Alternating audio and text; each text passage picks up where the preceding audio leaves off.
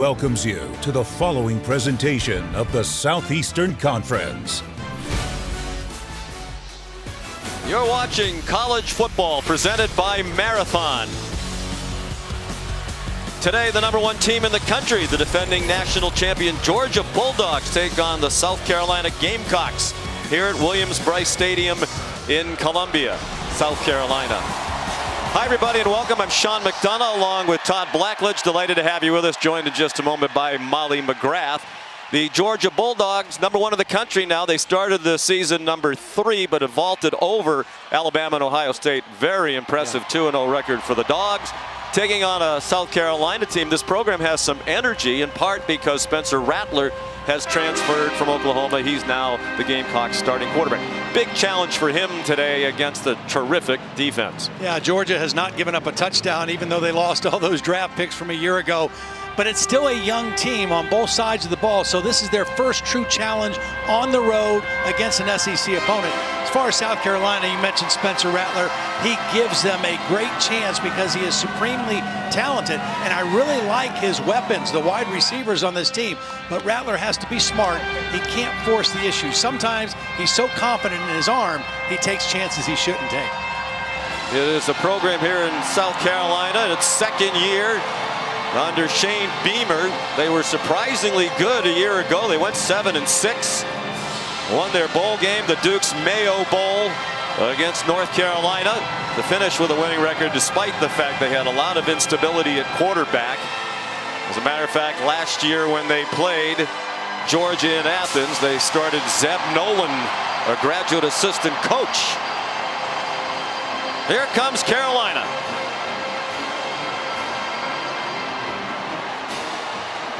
They are 1-1. They had a home win against Georgia State, 35-14. Had their SEC opener last weekend in Fayetteville, lost to Arkansas, 44-30. A big problem was stopping the run against the Hogs, who rushed for 295.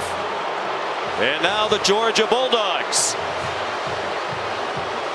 who've made the drive over from Athens in this border rivalry, a drive that took them about 3 hours last night.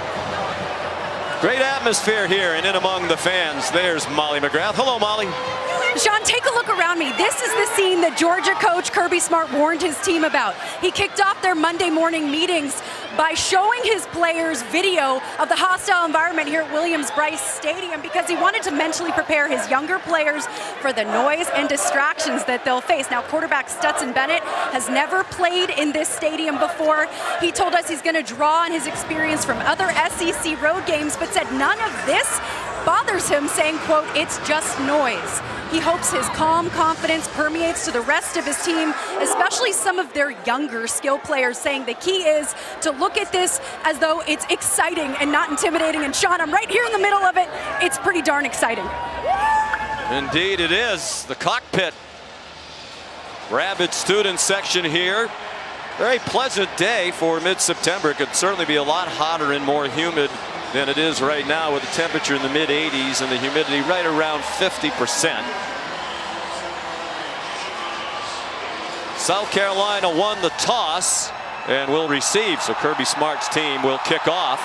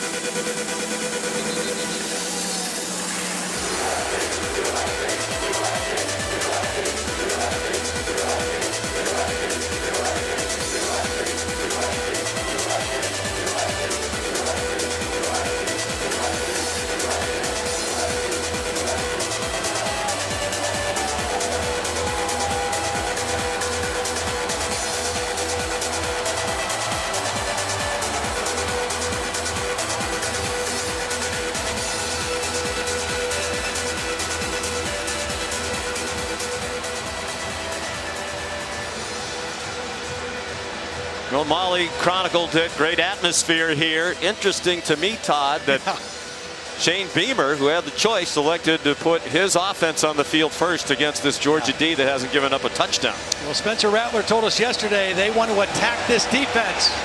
Good luck. Jack Podlesny kicks off. It'll be a touchback.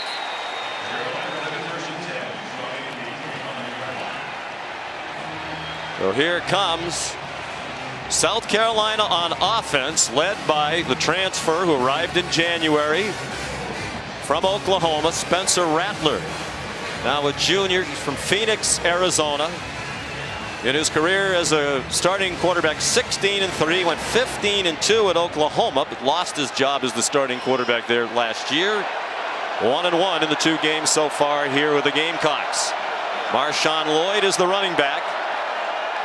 Rattler threw it all over the place last week in the loss at Arkansas, threw for 376. He is given plenty of time, fires over the middle, and it's caught for a 12-yard gain by his former Oklahoma teammate Austin Stogner at tight end. You'll see both of these offenses use multiple tight ends in various formations. They're flexible guys. That time Stogner with the first catch. Obviously a lot of comfort level between Rattler and Stogner. Rattler told us yesterday feels comfortable now with an all-new offense that he's had since January to learn, and with the skills of his teammates.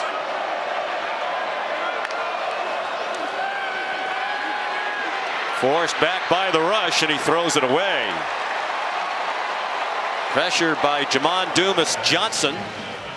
Getting more playing time this year as a sophomore. It's been well chronicled. They lost 8 defensive players to the NFL draft off the championship team. Yeah, tailback Marshawn Lloyd just got overpowered. He was standing too straight up, and he got driven right back into the lap of the quarterback.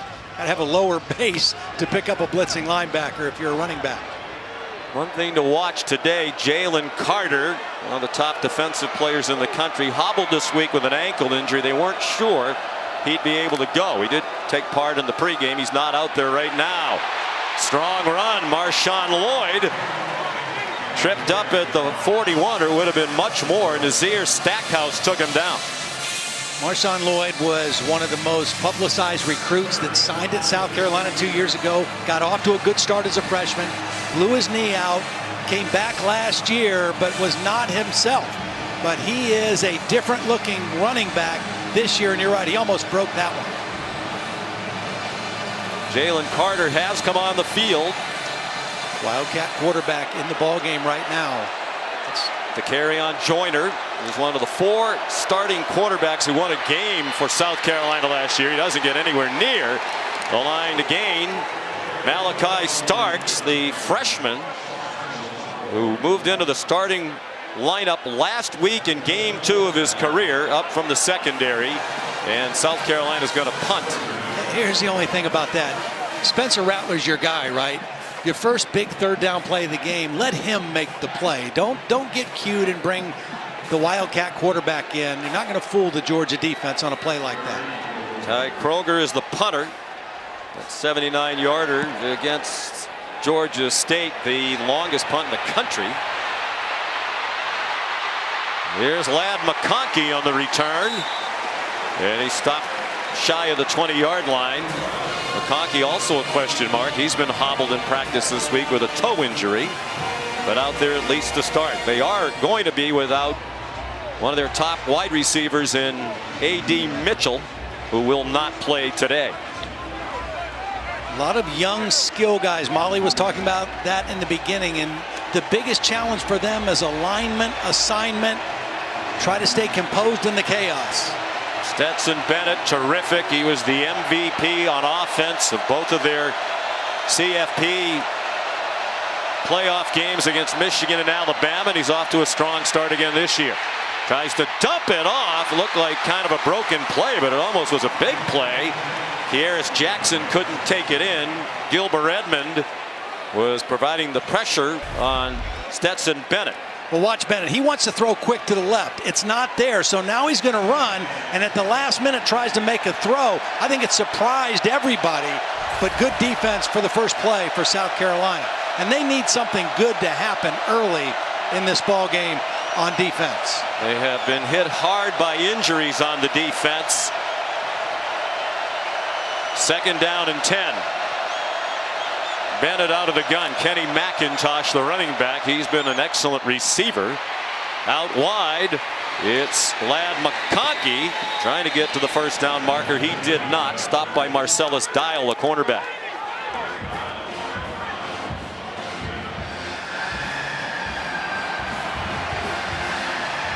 Third down and a yard.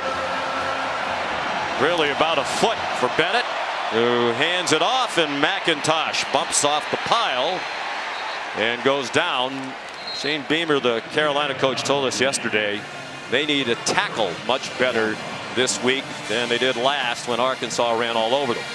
The difference between last week and this week, Arkansas's quarterback is a big-time running threat in that offense. And that was a big part of the 295 yards rushing. Georgia does not present the same challenge in that regard, but their offensive line very good. There's a little flip forward to Brock Bowers, the outstanding tight end. And he's out of bounds at the 45-yard line. Nice call by Todd Monken, the offensive coordinator, and another 1st down. Yeah, I mean, this goes down as a pass completion, but it's really a run. It's a sweep, getting the ball in the hands of one of your best playmakers, Brock Bowers, with some lead blockers in front. He is excellent with the ball in his hands after the catch or a run. Todd Monken, we talked to them yesterday, made the point. You know, some are stressing. They've only rushed for 129 yards per game, but he said a lot of our pass plays are really extensions of the run game, like the previous play. And that throw out wide to Kearis Jackson, really a long handoff as well. Good for 7. See, one of the things I think Georgia's going to try to do, because of the depth issues and the injuries to South Carolina's defense, is run or throw to the perimeter and get this South Carolina defense running side to side, and then come back later and run the football. I really think they will rely on the run more today than they have the first 2 games, but they're going to set it up with perimeter passing. Kendall Milton is the running back now. He's a 2nd teamer. Wide open, Ladd McConkey. All kinds of running room. And he's out of bounds inside the 20. And Todd, this start is reminiscent of 2 weeks ago against Oregon when they just threw the ball on the perimeter to receivers who are wide open. Yeah, McConkey just got lost. He's the guy who comes in motion, then he's just going to slip under the offensive line and nobody accounts for him. A bust in the South Carolina defense. They lost track of McConkey, and Stetson Bennett gets him the ball quickly. Concern for Shane Beamer as Bennett has Georgia on the move. Milton powers his way down to the 15-yard line. 4 more. MJ Webb, who's ordinarily a backup in there, number 94. They're without Alex Huntley, an excellent defensive lineman who is out with a sprained right knee. Suffered that injury last week at Arkansas. Returned to that game for a while, but couldn't go during the week. Yeah, and I was down the field before the game, and Stacy Searles, the offensive line coach for Georgia, as soon as he came out, saw the defensive linemen warming up, and all the coaches were saying 95's not out here. It changes their thinking a little bit.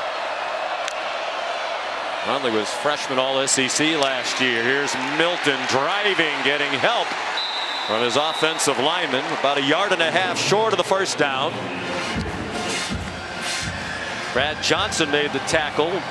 They're also without their middle linebacker Mohamed Kaba, their top edge rusher Jordan Strawn, 2 leaders of the defense. Both suffered ACL tears last week, and they're out for the year. So this defense very undermanned. Very undermanned against a talented offense. Now you got these 2 tight ends right here for Georgia, both excellent receiving threats, and McIntosh out of the backfield. They lean on McIntosh, finds a big hole, and has the 1st down just inside the 5. They believe one of the strengths of their entire team is that offensive line with 3 returning starters, and they opened a nice hole. McIntosh and Milton kind of interchangeable. Milton a little bigger, a little more physical runner. McIntosh coming into the game, the leading receiver for Stetson Bennett. Really good catching the ball in the backfield. 1st and goal from the 5. They have quieted this raucous crowd very quickly. The reverse. Brock Bowers turns the corner and scores.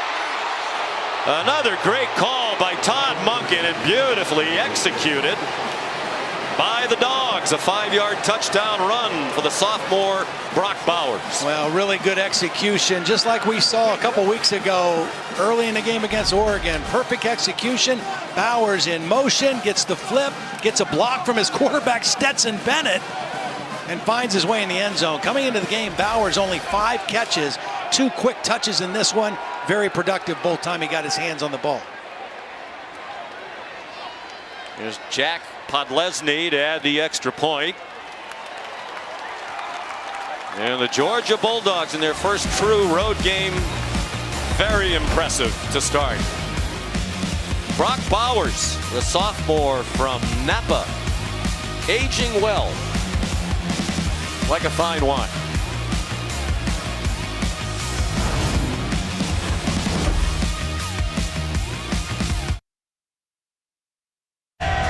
This is the SEC on ESPN.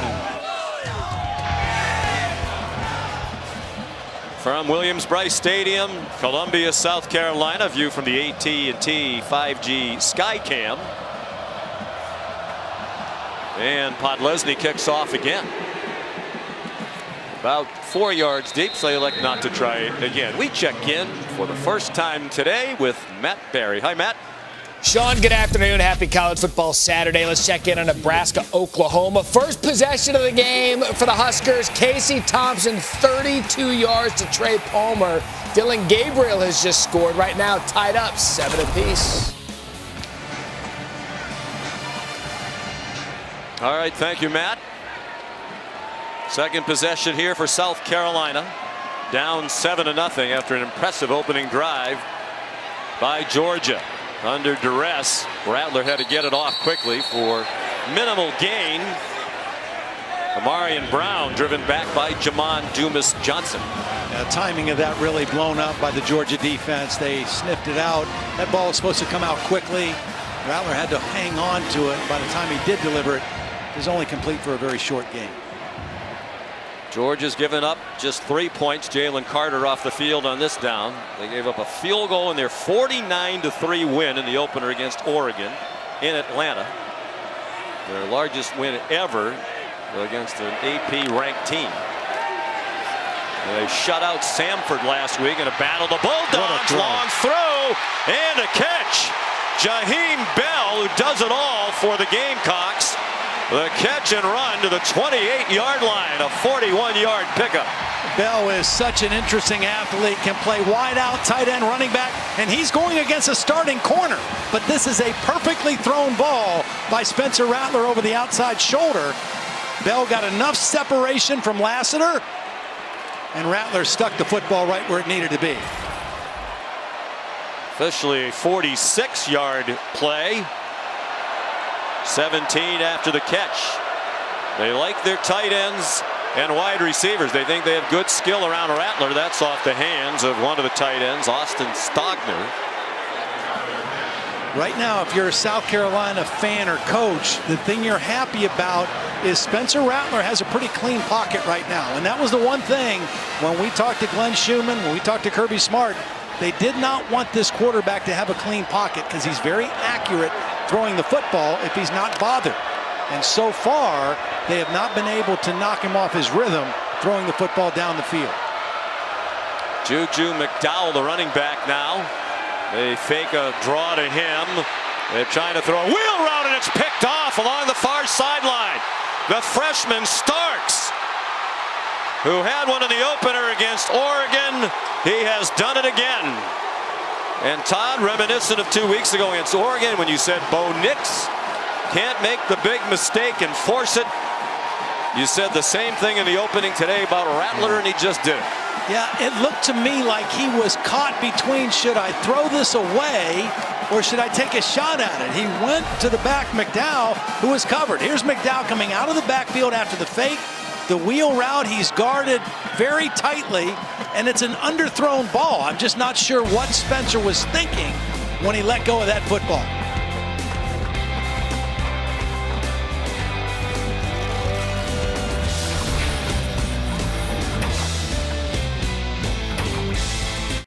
ESPN College Football is presented by Marathon.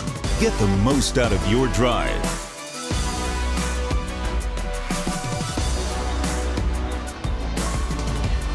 last decade, South Carolina with a history of some upsets over highly ranked Georgia teams, including 2019, the biggest win of the Will Muschamp era for South Carolina. They had 4 takeaways, one in double overtime. Will Muschamp, now co-defensive coordinator here at South Carolina. And Malachi Starks, the interception. They give the ball back to the Georgia Bulldogs. They march down the field on their first drive.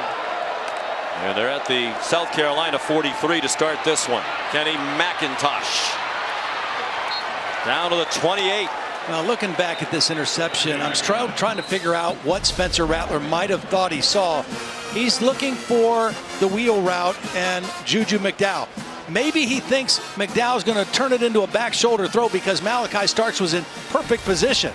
But Starks had eyes on the quarterback and came up with his second interception of the season. Just a poor decision by Spencer Rattler. Returned it 42 yards, did Starks. Here's Bennett on the run. Out of bounds. Mark it at the 21-yard line. You and I mentioned in the last break, we both think Todd Monken, the offensive coordinator, play caller for Georgia, is really good. And he's really been on his game so far this season. I mean, good use of personnel, misdirection, getting the ball on the perimeter, mixing run and pass, and really keeping it pretty simple for Stetson Bennett. He doesn't have to make a lot of deep throws out of the pocket. The ball's out of his hands quickly. Bennett came in completing 75% of his passes through the first 2 games, and he's 5 out of 6 today. Back to the run with Milton.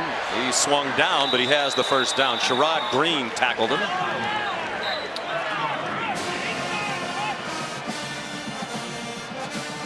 Well, you think back how this game started. Shane Beamer wins the toss, elects to take the football, maybe sending a message to his team. Hey, I believe in you. We're going to attack these guys. They made a few plays. Then they got tricky on the third down play, had to punt it. And Georgia has just started to take control of the football game with their offense here since that point. Bennett pulls it down and takes off. Stetson Bennett inside the 5, lunging for the pylon. No signal yet. Now there is. Touchdown, Georgia.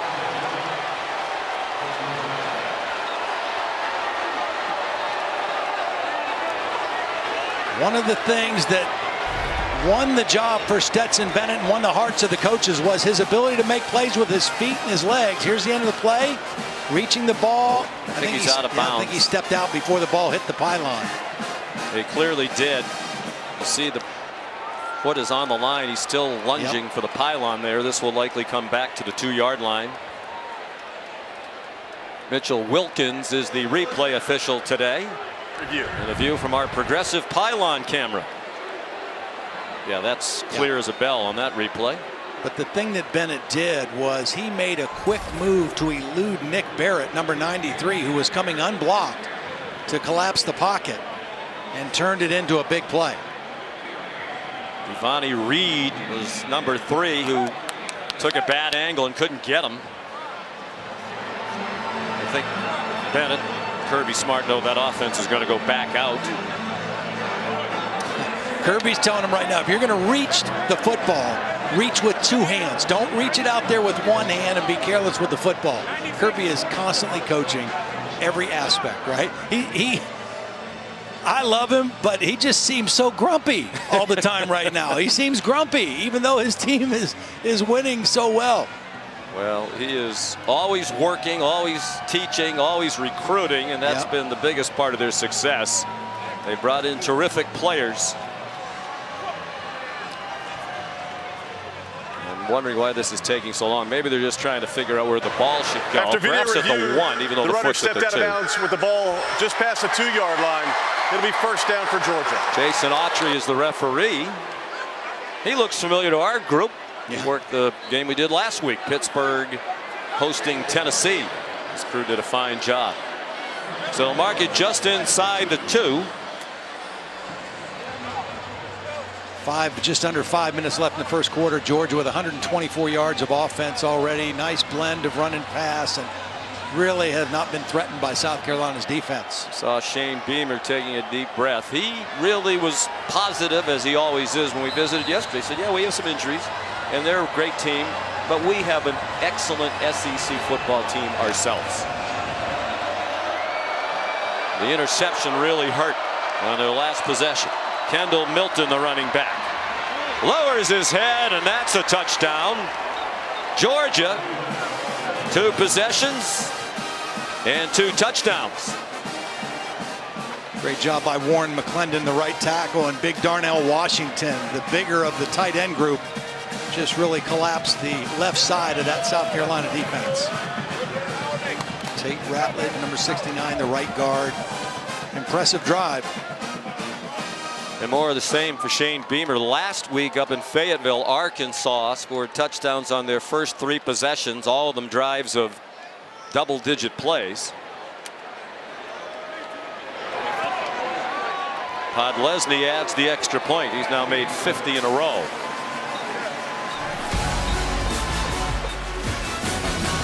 Well, it started with the interception by Malachi Starks. Kirby told us yesterday he needs to work on his eye control. His eyes were in the right place that time. The coach not always happy.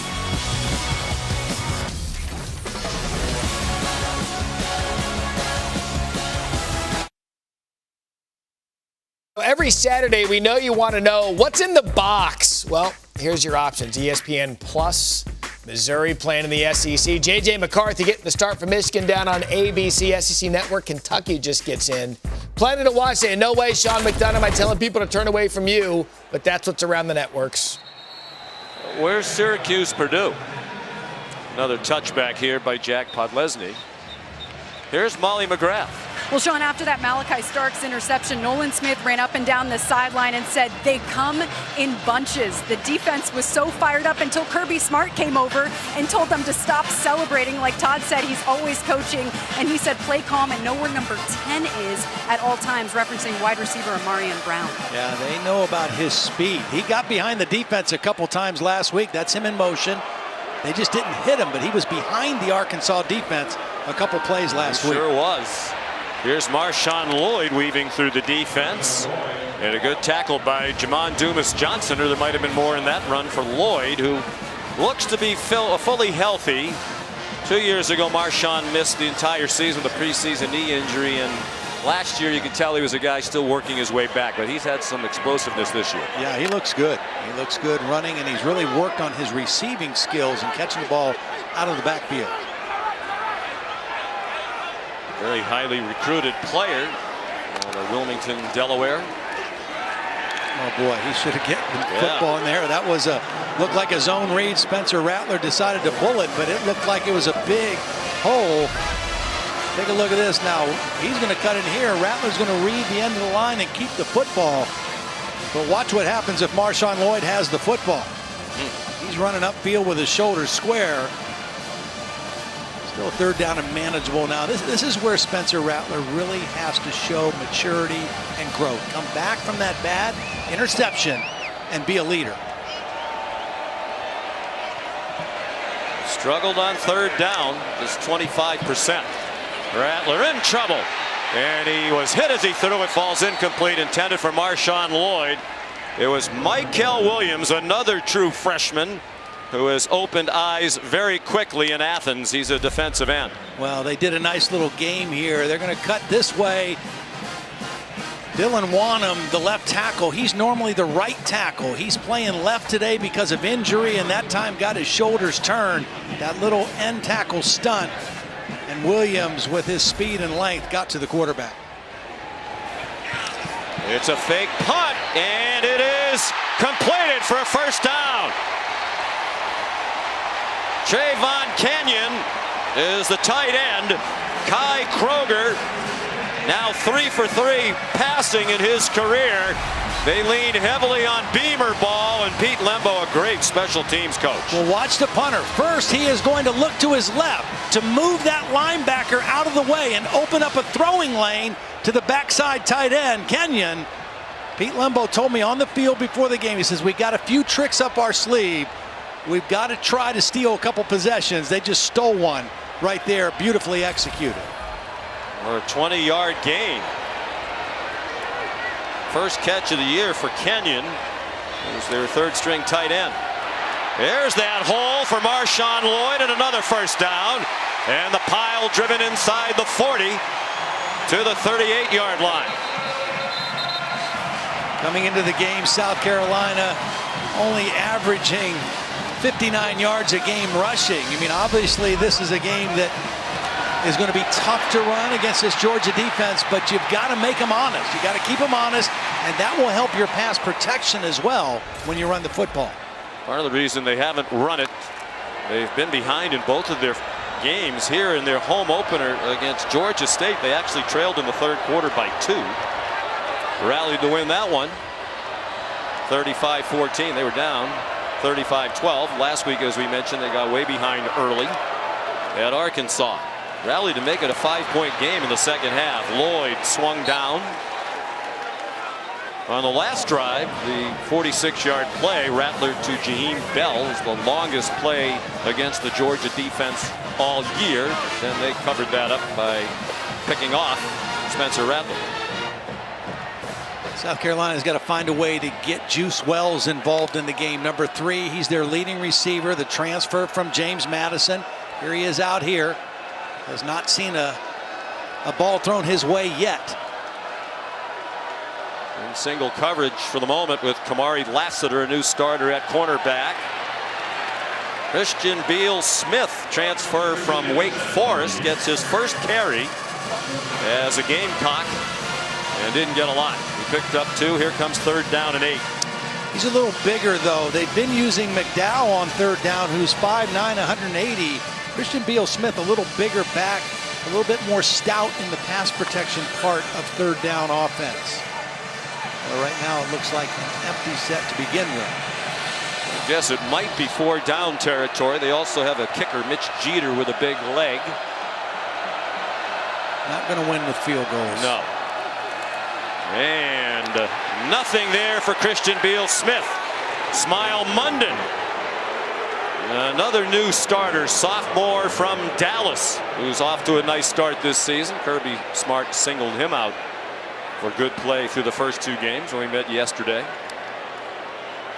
Shane Beamer will have some time to think about what he wants to do here on 4th down and 9, as they're going to let the clock run out here in the first quarter. Yeah, here's the dilemma.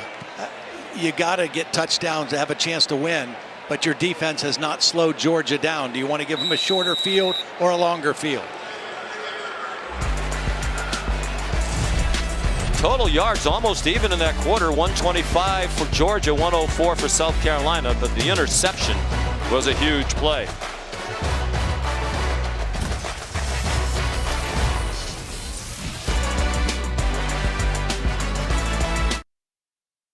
We're back in Columbia, South Carolina, 14-0 Georgia. As we head to the second quarter, and Todd on 4th down and 9 at the Bulldogs 37. Shane Beamer sends Spencer Rattler the offense out. Yeah.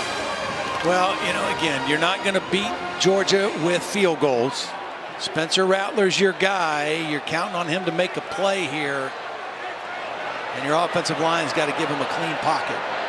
4th down and 9, so he's going to have to hold the ball a little bit to get the ball downfield past the sticks. Marshawn Lloyd lines up with the running back. With 3 receivers to the right. That's the reason why they're not playing. There are some students in the end zone. Jaheim Bell is in the slot nearest to the line of scrimmage. Shane Beamer is upset because now you've given Georgia a long time to see your formation. Yeah. As they're trying to get these kids off the field. That's bad. Georgia's kind of got a bead right now on what the formation looks like. I said we have to steal possessions. You have to have an edge on special teams. They just did with the fake punt. Shane Beamer really irate. I mean, this is South Carolina's fault. This is their home game, and apparently these folks were on the field for some sort of ceremony between quarters. They don't seem to be in any big hurry to get off the field. The other thing that could happen here, I'm not saying it will, but you know, they could try a quick kick here and really try to pin Georgia back, but it looks like they're going to go for it. And pressure brought by Georgia. Rattler has his man but short of the first down. Jalen Brooks ridden across the far sideline, well short. Keely Ringo made the tackle. Because of the pressure, Sean, Spencer Rattler threw this ball behind his receiver. If it's out in front, he can keep running after the catch. He had to stop, turn around, and because he did that, Ringo was able to get there and wrap him up. He's got separation. If that ball is in front of Jalen Brooks, he can turn upfield and probably get the first down. But the pass was behind him, and Ringo was able to stop him short of the first. Big tackle by Ringo, one of the heroes of the national championship game. His pick six against Alabama sealed the win. Pass in the flat is forward and incomplete. Intended for Kieris Jackson.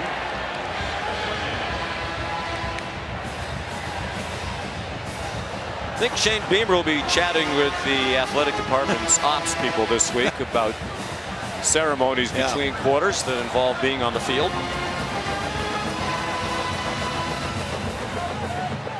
45-year-old head coach in his second year here, the son of the great Frank Beamer, who's here today, Hall of Fame coach at Virginia Tech, Shane's mom Cheryl. Two of the nicest people you would ever meet. Shane is evidence the apple doesn't fall far from the tree. Bennett over the middle, caught and powering for extra yardage. Darnell Washington, the huge tight end. Frank Beamer still lives in Blacksburg, makes the 5-hour drive down here with Cheryl for the home games. What a wonderful man. Yeah. As great a coach as he was, an even nicer person. Very proud of Shane. He and his wife have a daughter living in Charlotte, so they just kind of go up and down Route 77 to Charlotte and to here. They have 6 grandchildren, 3 here, 3 in Charlotte. Charlotte only about an hour-and-a-half drive from Columbia. Here's a flea flicker. McIntosh flipped it back to Bennett. McConkey in double coverage, and they throw flags. Nick Emanwari, the true freshman, had primary coverage. They had 2 men there. They didn't really need to interfere, it seemed. Emanwari knocked it down.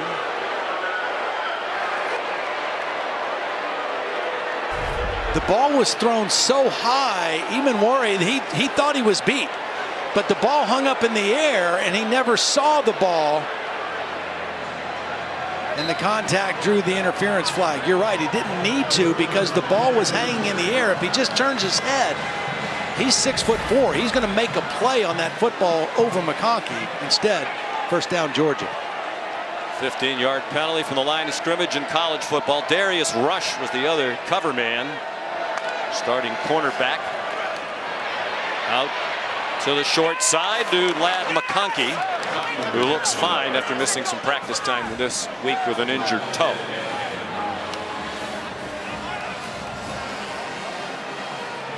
What a nice start to the season. McConkey had a rushing and receiving touchdown in the opener against Oregon, when they scored touchdowns on 7 straight possessions to start the game.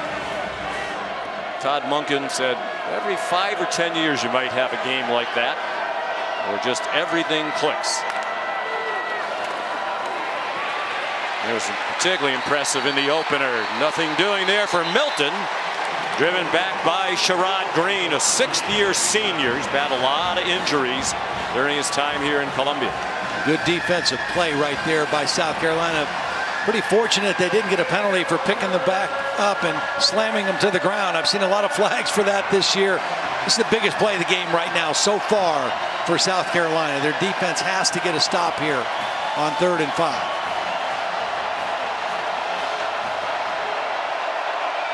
Two for 2 already on 3rd down. 3rd down and 5. They are in field goal range. Podlesny has a big leg. Be about a 50-yarder from here. Very little breeze at the moment. Betson the short set. Stetson Bennett the short set, and he finds McConkey. It's perfect timing. I mean, we can shorten that, by the way, to Betson if we wanted. Perfect timing. I mean, this ball is thrown before McConkey gets out of his break. I mean, they're just right on cue in between 2 defenders. And they snap it quickly. That's thrown into traffic. There are 2 flags down. The catch made by Marcus Rosemy-Jackson. One of the great names in college football. Good for a first down at the 7. Illegal substitution. Defense, 12 players on the field at the snap. The penalty is declined. Result to play is a first down.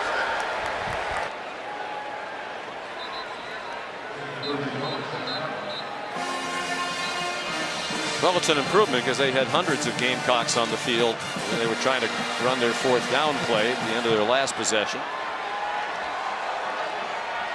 So first and goal after a 15-yard completion. Fourth catch of the year for Jack Saint, a junior from Pompano Beach, Florida.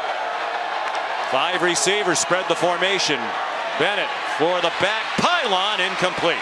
Over the head of Lad McConkey with a true freshman in coverage. DQ Smith from Spring Valley High School right here in Columbia. He's in for one of the best players in the country, Cam Smith, another injury loss for the Gamecock defense today. That was a good throw by Stetson Bennett. McConkey was a little upset with himself. He didn't come down with that. Kind of like little slot fade right to the back corner, and it was well thrown. Just a little bit over the mark. Might have started into a leap a step too early. Yeah. Gamecocks coaches very high on DQ Smith. How about those red zone numbers? Only a missed field goal against Samford. The toss to Milton and a nice tackle. O'Donnell Fortune. Nice play in the open field. Yeah, it really was. He broke down. He had good leverage. He wasn't going to let Milton break it outside, and he made a nice tackle in space.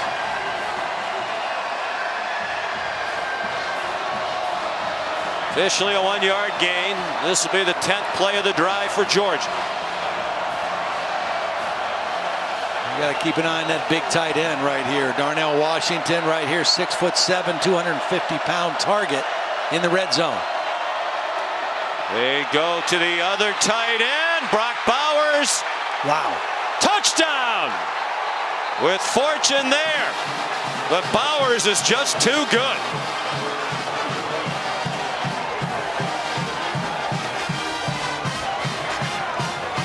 And Stetson Bennett shaken up while throwing the 6-yard touchdown pass to Bowers, who has run for one and now caught one. Now another perfect throw, kind of back shoulder, and you see the athleticism of Bowers. First of all, secure the catch, no bobble, all the way to the ground. 96 for Georgia's reporting is 44. And had the 1 foot down. I mean, he's not your typical tight end. He's just a big receiver. He has elite receiving skills and a bigger body. It's his first touchdown catch of the season. He had 13 last year to set the single-season Georgia record. He'll catch many more. On Lesney's extra point has made it 21-0. The stop on 4th down turned the ball back over to the Bulldogs offense. And they went all the way toward that goal line to which Kirby Smart was pointing.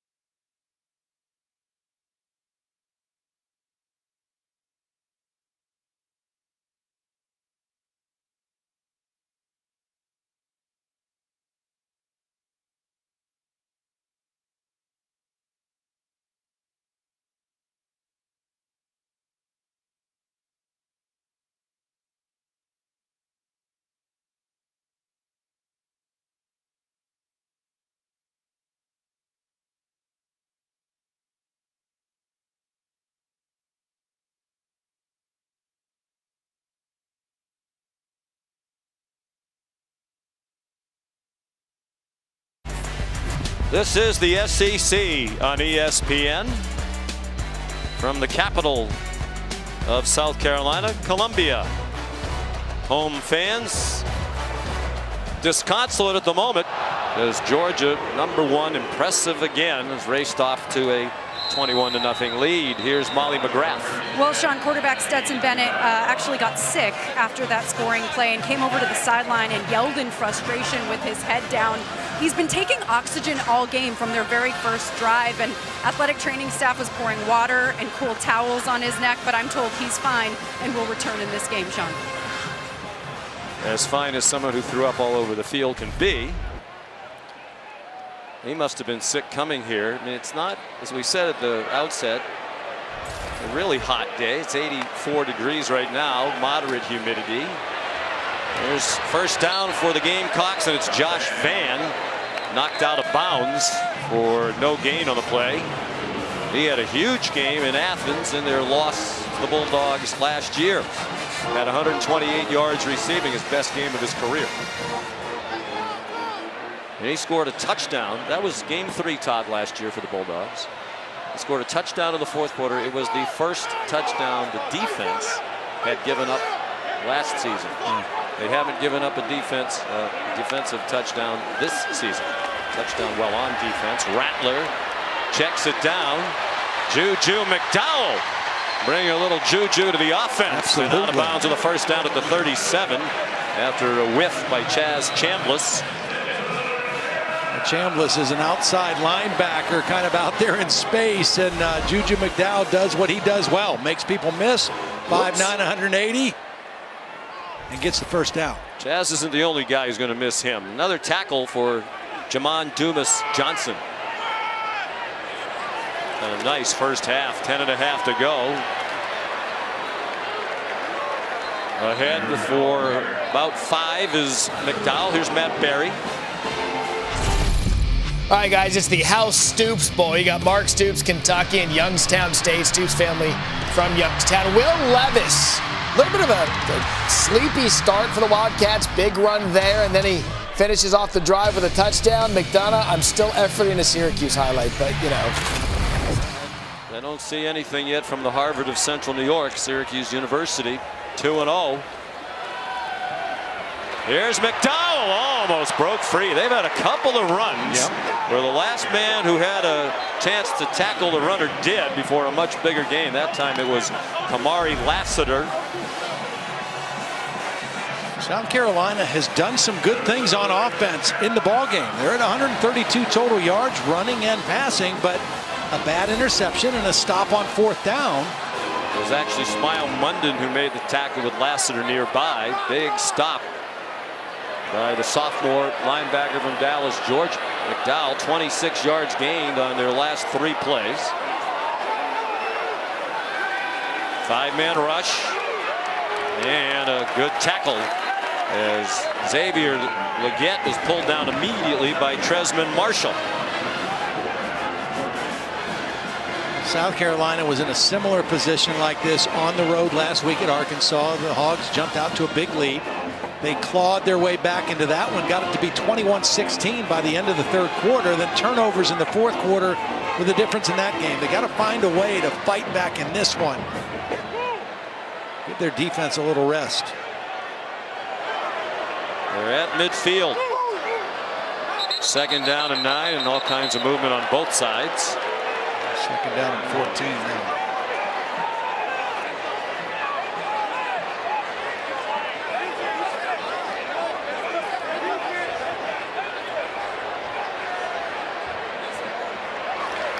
False start. Offense, number 79. 5-yard penalty. Remains 2nd down. Well, it's Dylan Wanham, who's ordinarily their right tackle. Their left tackle, Jalen Nichols, is banged up. He has not played left tackle before at the University of South Carolina. Tyshawn Wanamaker has moved in at right tackle. And Wanham over to the left. It's a veteran offensive line, 139 combined career starts among the entire group, led by Eric Douglas, the center, making his 27th career start. And they cannot stop the rush of Marshall. And Rattler throws it away. Again, one of the problems that time, it was just not the back. It was the offensive line that kind of opened things up. They brought a linebacker blitz. It's still only 5 guys rushing. But you can see the center, Eric Douglas, number 71, got turned around in the middle of that. And when the pressure comes inside like that, very difficult to do anything except throw the football away. 3rd down and 14. 8:15 to go till halftime. South Carolina 0 for 3. On 3rd down, they did convert a 4th down on a fake punt. Twisting up front. They hope for run after the catch from Brooks, and they got just a little. He's out of bounds in Georgia territory at the 48-yard line, but still about 7 yards shy of the line to gain. Well, they went for it on 4th and 9 and got stopped. This is shorter, about 4th and 7. And this time they're going to punt the football. Or have another fake. Will Muschamp and that Georgia staff alert to the fact that they have a lot of tricks in their special teams bags. We talked about Frank Beamer, master of the special teams, known as Beamer Ball, and Shane has carried on the family legacy. The punt by Kroger, and good coverage as Ladd McConkey was tripped up by the long snapper Hunter Rogers. And Georgia will start from the 9-yard line, leading 21-0 midway through the second.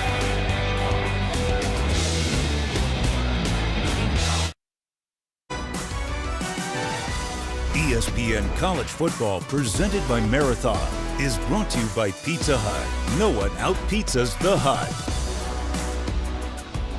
So how cool is this? That's Popple Farms in Odom, Georgia, very small town in southeast Georgia.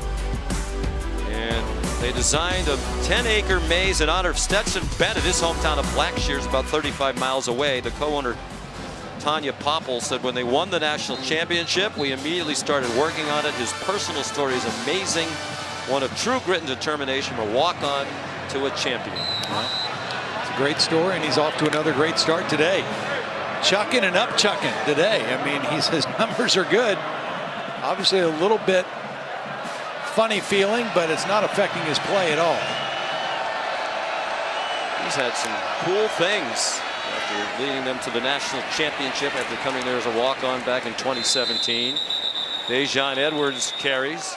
We talked 2 weeks ago during the Oregon game. He got to ride with the Blue Angels. They wanted a celebrity from southeast Georgia, none bigger than him, at least at the moment. And he told us, when we visited before the game, he went on a Maymester. He went with several other Georgia students. There's the trip with the Blue Angels, which he said was the experience of a lifetime off the football field. But he toured around Europe in May. Dejon Edwards again. Dropped for no gain. Here's 3rd down and short. Another play by Gilbert Edmond. He's got the unenviable task of filling in for Jordan Strawn, who was one of their real leaders, their best pass rusher. One of those 2 guys who got injured a week ago against Arkansas. Crowd trying to get fully engaged.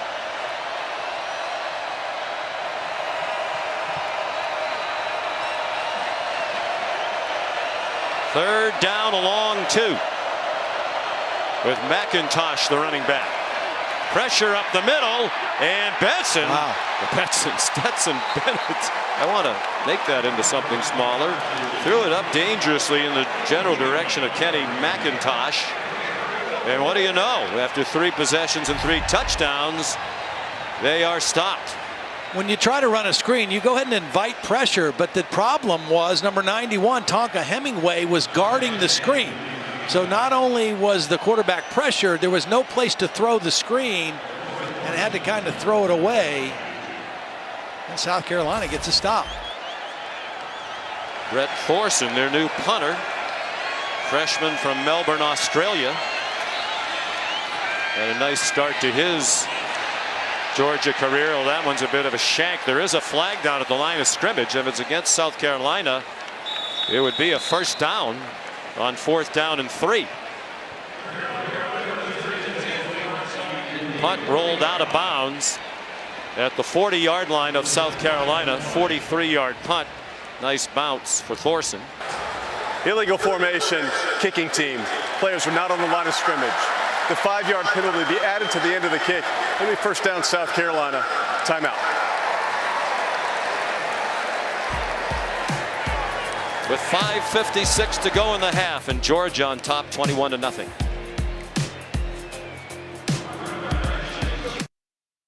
Today's Taco Bell Live Más student section is the cockpit here at South Carolina. Student sections across the country competing to be the Live Más student section of the year. They have great fan support here. And obviously the enthusiasm diminished a bit by the start to this game, but good field position to start this possession. And it was Marshawn Lloyd up the middle. And he got 5 on, well, they keep moving the ball back. He got 3 on first down. Arian Ingram Dawkins made the tackle.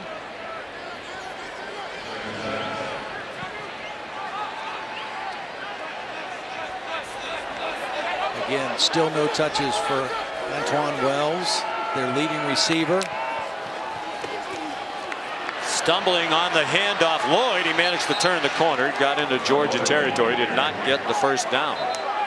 And that's, don't you think, Todd, one of the things Georgia does so well? Yeah. So they game plan for their team. We're going to, sort of like Bill Belichick has done in the NFL places, we are going to take away this guy. Yep. And it's obvious that today, Wells has been a big focus of Will Muschamp and Glenn Schumann's defense. Co-defensive coordinators after Dan Lanning left to be the head coach at Oregon. 3rd down and 4. Georgia acting like it might bring pressure. And they don't, and they stuff the run. Marshawn Lloyd driven all the way back inside the 30-yard line. Ingram Dawkins there again. Redshirt freshman from here in South Carolina from Gaffney. Well, watch the inside move. They just get penetration behind the line of scrimmage. Wow. They weren't expecting run. They just collapsed the line of scrimmage. On their way to the quarterback, they stopped the run and forced another punt. How well do they tackle? I mean, talent's one thing, but it is very rare we talk about Georgia defenders missing a tackle. You know what helps tackling? Fresh legs. And they play so many bodies. Those guys are fresh when they're getting their reps. Kroger's punt out of bounds at the 15-yard line. You're watching college football presented by Marathon.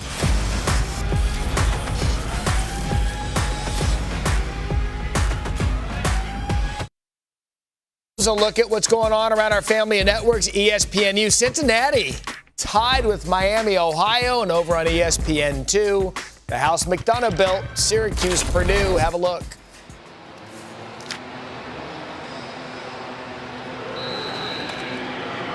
Thank you, Matt. I couldn't see the score, though. You've been chronicling it for me. 9-3 was the last Purdue? I saw. Yeah, Purdue. A lot of time left.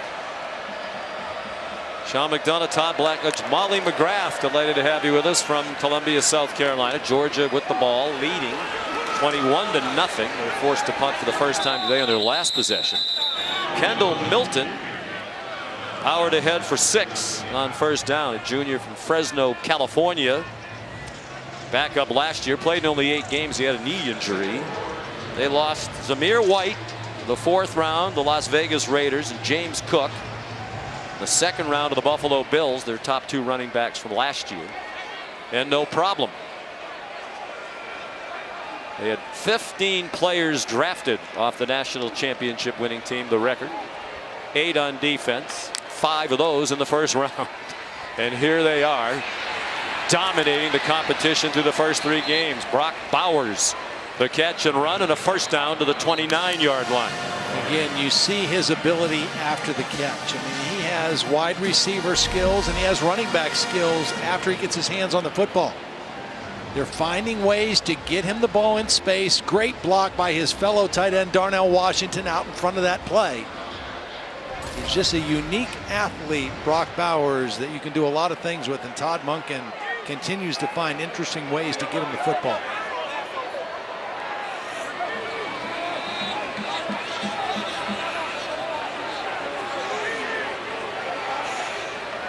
Georgia in no hurry. They have plenty of time to go down the field with all 3 timeouts. Bennett on target, first down.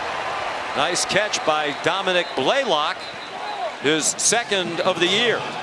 Excellent protection. They kept the back in. Blaylock was in the slot running the deep over route, and Stetson Bennett accurate with the football.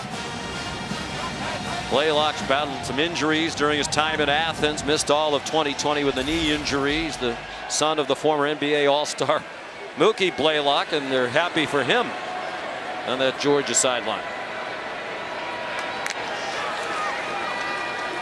After the fake toss, Bennett got it off to Bowers for a first down.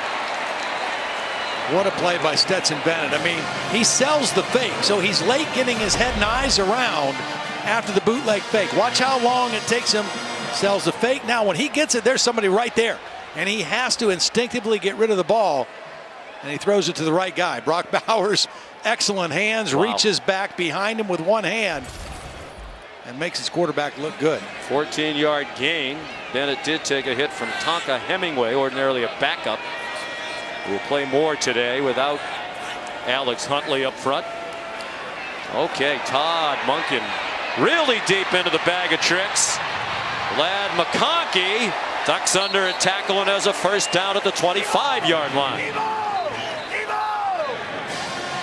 It looked at first like McConkey wanted to throw that football as he got it on the reverse. Here he is right here. He's going to just come around, get the reverse. Now watch, it looks like he wants to throw it.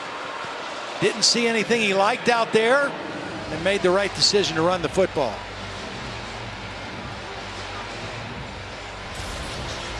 Georgia has outscored its opponents. Oregon, Samford, and now South Carolina. 103-3.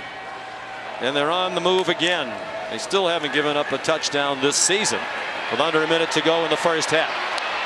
Bennett all day. He got away from the rushing Gilbert Edmond. Finally had to throw it and threw it away. Jordan Birch applied the late pressure that forced the throw. Here's Matt. All right, Lexus halftime report coming up, Sean. Oklahoma, Nebraska, the restored rivalry renewed.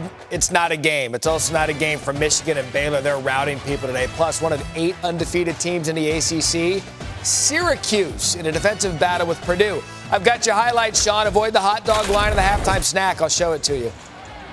All right, maybe time for a quick dog, and then we'll get back in time for the Cuse highlights. 2nd and 10. They're in field goal range at a minimum and have all 3 timeouts left, as does South Carolina. Gamecocks blitz, single coverage, and it is incomplete. Intended for Jackson Meeks, sophomore from Phoenix City, Alabama, where his high school coach was Patrick Nix, the former Auburn quarterback and dad of Bo. Yeah, really nice play by Marcellus Dial. I mean, he was right in there, kind of got his hands in there and ripped the ball away. Read the quarterback's or the wide receiver's eyes, and then got his hand in there and made a nice play. Well, another thing the South Carolina coaches have talked about in our meetings was the need for takeaways. Dial has an interception against Georgia State. That is the only takeaway by this Gamecock defense that led the conference last year with 24. Single coverage again, and excellent coverage by the freshman DQ Smith on Lad McConkey. Those are 2 true freshmen. Yep. In that picture, Eamon Wari and Number 96 Smith. for Georgia's reporting is 44. 4th down. Shane Beamer and his staff starting to do better in recruiting. You need these kind of guys to compete with the Georgias and Alabamas. Well, you mentioned he's playing because Cam Smith is out. His backup, David Spalding, also out. So DQ Smith, the starter today, he was a quarterback in high school, very talented athlete. Good position on that coverage. Jack Podlesny, excellent kicker from 42 yards. And it is good. He's 5 out of 6 this season, and his only miss was a 54-yarder last week against Samford.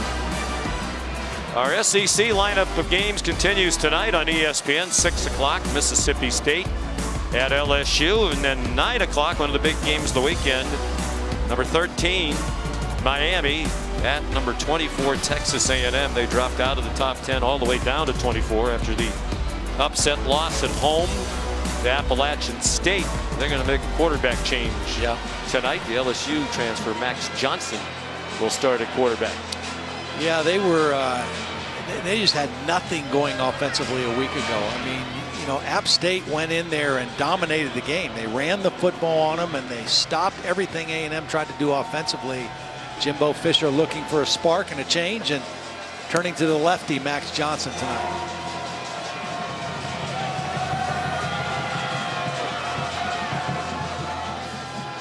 Podlesny to kick off.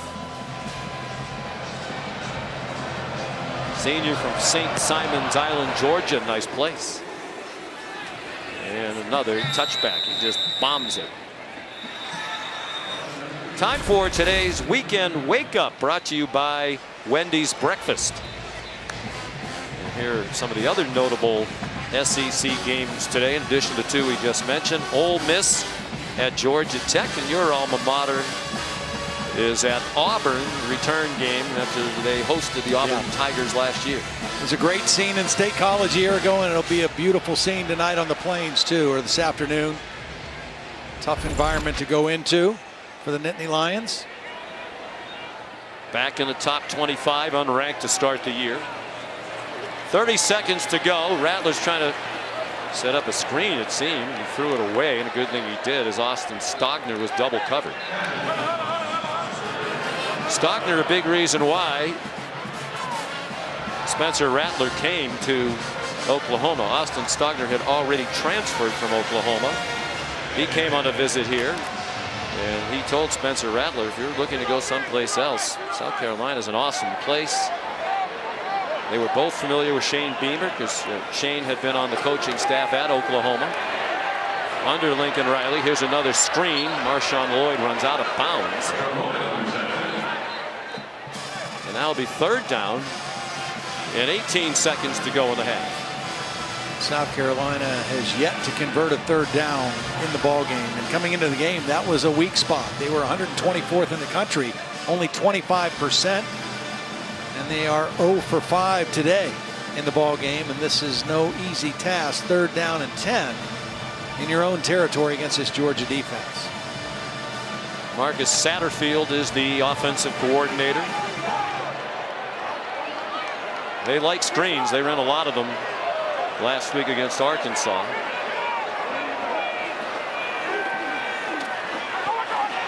Rattler got it off. I think there might have been some holding up front, but no call. They tried to get it to Juice Wells, who still does not have a catch. And there's a flag, and it's going to be against Georgia. I think it was Lassiter, 3-on-3. Defense number 3. Ball will be placed at the spot of the foul. It includes an automatic first down. That right hand around the back is what drew the flag. I mean, he was there and could have made a play with his left hand, but wrapped around with that right arm, and that drew the flag.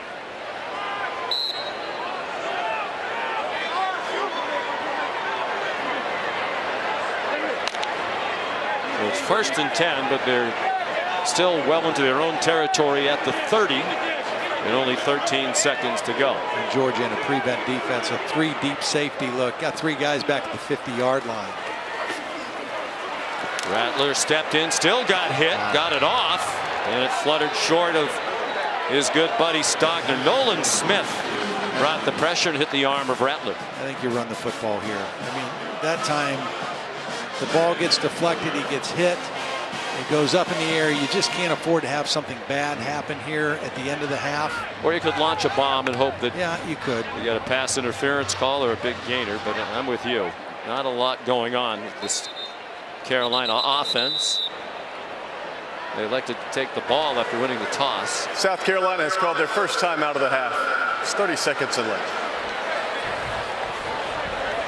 We'll see if you're going to take a knee, basically run the ball, you probably don't call a timeout. Right. So perhaps they're going to try something.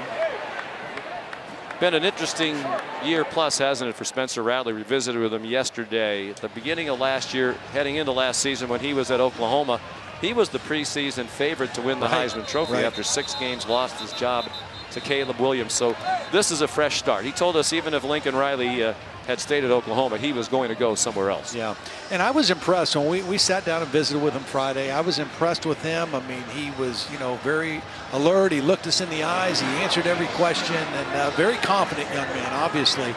And his coaches and his teammates really like him, and they really feel like the one thing about him, he's been able to, when he makes a mistake in a game, he's been able to overcome it, leave it behind, go to the next play. He's going to have to do that. He's going to have to go to the next play a lot here in the second half. I think some people saw the TV show he was featured on when he was in high school, came away with an impression that may not be the reality. He certainly is a very humble young man in the visits we've had with him both here and at Oklahoma. Jalen Brooks the catch, and it looked like they marked him short of the first down, and it looks like the half is over, although Shane Beamer is pleading his case. Georgia running toward its tunnel, and Jason Autry conferring with Mitchell Wilkins, I believe, in the replay booth. The runner went out of bounds with 1 second on the clock. Please restore 1 second in the first half. And we're happy to report that the tunnel Georgia will be running to is finally clear of Gamecock South students. Carolina has called their second timeout. It's 30 seconds in length. Yeah, he's down. Good call. Yep. Some of those who are not going to participate the rest of the half are getting an early start. To the enhanced air conditioning in the locker room. They were concerned about perhaps not enough AC here in Columbia, so they brought their own air conditioning unit. Yeah, I came down through that tunnel on the way to the field before the game. There is no shortage of supplies that Georgia brought. They are lacking nothing in the football program. Nothing. So, you know, if you're Shane Beamer, you're pleading for the extra play. You would think you'd launch one. He certainly has the arm to throw it. The defensive coaches for Georgia talking last night about how Rattler can throw it 70 yards. Timeout has been called by Georgia. It's their first of the half. 30 seconds. That's a little gamesmanship right here between a couple buddies, Kirby Smart and Shane Beamer.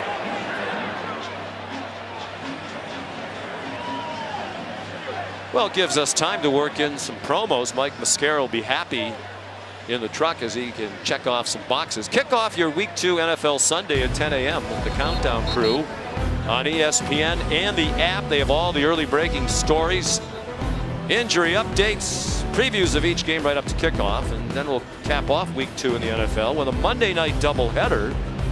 A lot of the members of our crew will be in Buffalo for the Titans and the Bills at 7:15 on ESPN and Deportes.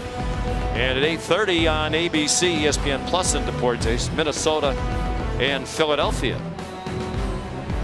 What a start to the season for Buffalo. Winning against the Rams in LA. And what a thud to end the half with Rattler forced to throw it away with 2 Bulldogs right in his face. And a smattering of boots. That last time out by Georgia, they caught a little blitz by Munden. The middle linebacker came untouched, and Rattler had to throw it away. He had to throw it away a lot in that first half. Well, let's see how happy Kirby Smart is with a 24-0 lead. Coach, up 24-0 in your first true road test. What's your biggest critique of your team in the first half? Probably defensive eye control. Had a couple plays where they got behind us and we weren't looking at the right things. And then offense, we kind of stalled out there in the second quarter, didn't put together some drives. We saw your quarterback Stetson Bennett getting sick. Your staff was trying to cool him down. How concerning is that? Well, I think he just hydrated a little too much. You know, we've been hitting him all week. Hydrate, hydrate, hydrate. He felt like he had a lot of water in his stomach. All right, get into that cool locker room. Thank you, Coach. Thank you. We have a lot of people on our crew who might hydrate a little too much the night before the game. At halftime, Georgia 24 and South Carolina nothing. Here's the studio and the Lexus halftime report. Sean, thank you. It is time for the Lexus This is the SEC on ESPN. And you're watching college football presented by Marathon. The first half had to feel like a marathon for South Carolina and the Gamecock fans. Some of them were already heading out of Williams-Brice Stadium. 24-0 in favor of the #1 team in the country, Georgia. And the Bulldogs have now outscored their opponents to this point in the season 106-3. Todd, so many things we could focus on as we set up the second half. But Brock Bowers had a rushing and a receiving touchdown in that first half. Yeah, and offensive coordinator Todd Monken did a great job of just finding different ways to get him the football. When you move and shift and line him up in different spots, it's hard to zero in on him if you're a defense. And then you add that to his incredible skill set as a runner with the ball in his hands. He's a real handful. Coming into the game, he only had 5 receptions. You could tell they wanted to get him the football in this game. He has 4 catches for 43 yards and this beautiful receiving touchdown late in the first half to go with his running touchdown. So Brock Bowers, one of the elite players on this Georgia team, very much a factor in that first half. We saw in that touchdown catch, Todd Monken talks about a lot, his ability to track the ball in the air and adjust his body to make the catch. Line drive kickoff by Mitch Jeter. And here's Kearis Jackson, preseason All-SEC as a return man. Not much there. Doesn't have much. There's a flag down for skirmish out of bounds after the play along the near sideline. Trayvon Kenyon was the South Carolina player there.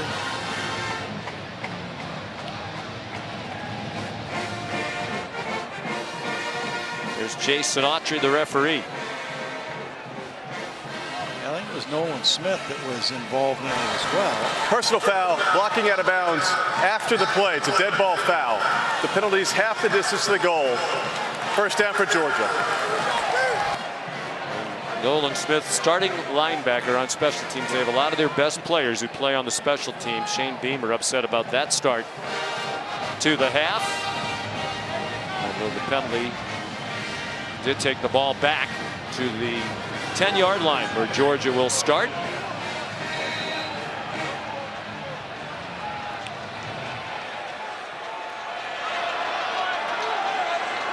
Kenny McIntosh, the running back on the hip of Stetson Bennett, who went 13 for 20 for 166 and a touchdown in that first half. McIntosh runs for 8. Here's Molly McGrath. Well, Sean, Georgia players struggled with heat in the first half. Quarterback Stetson Bennett threw up and needed oxygen all game, and he went into the locker room early, and Georgia players coming out of the locker room looking a little bit refreshed as head coach Kirby Smart brought in extra air conditioning units that are so big they required their own generator. And South Carolina's staff said that the AC is working in this building just fine, but not enough for Smart, who's been wary all week about the heat on this field.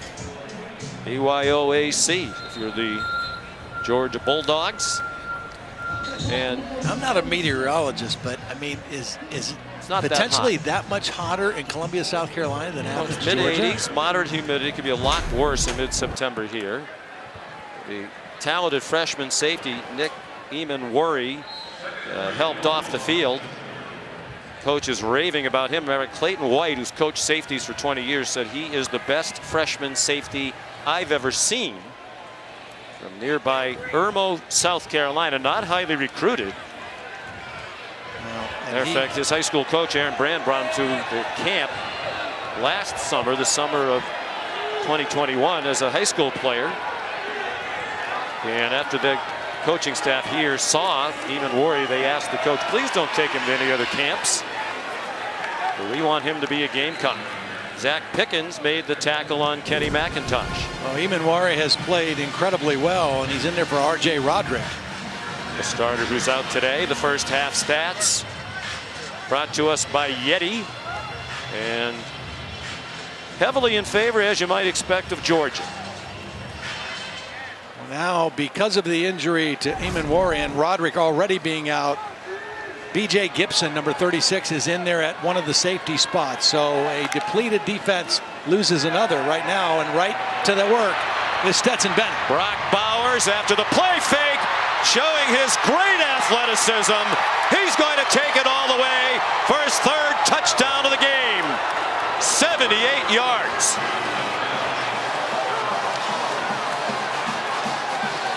I just mentioned the third team safety in the ball game, B.J. Gibson. Stetson Bennett saw it, Todd Monken saw it, and they went to his area. Number 96 for Georgia is reporting as player 44. Gibson is the deep safety, right down the middle, get the ball to Bowers, and Bowers' athleticism does the rest. Ewan Worry not in the game. Roderick, a 3-year starter, not on the field. And another huge day for Brock Bowers. Podlesny adds the extra point.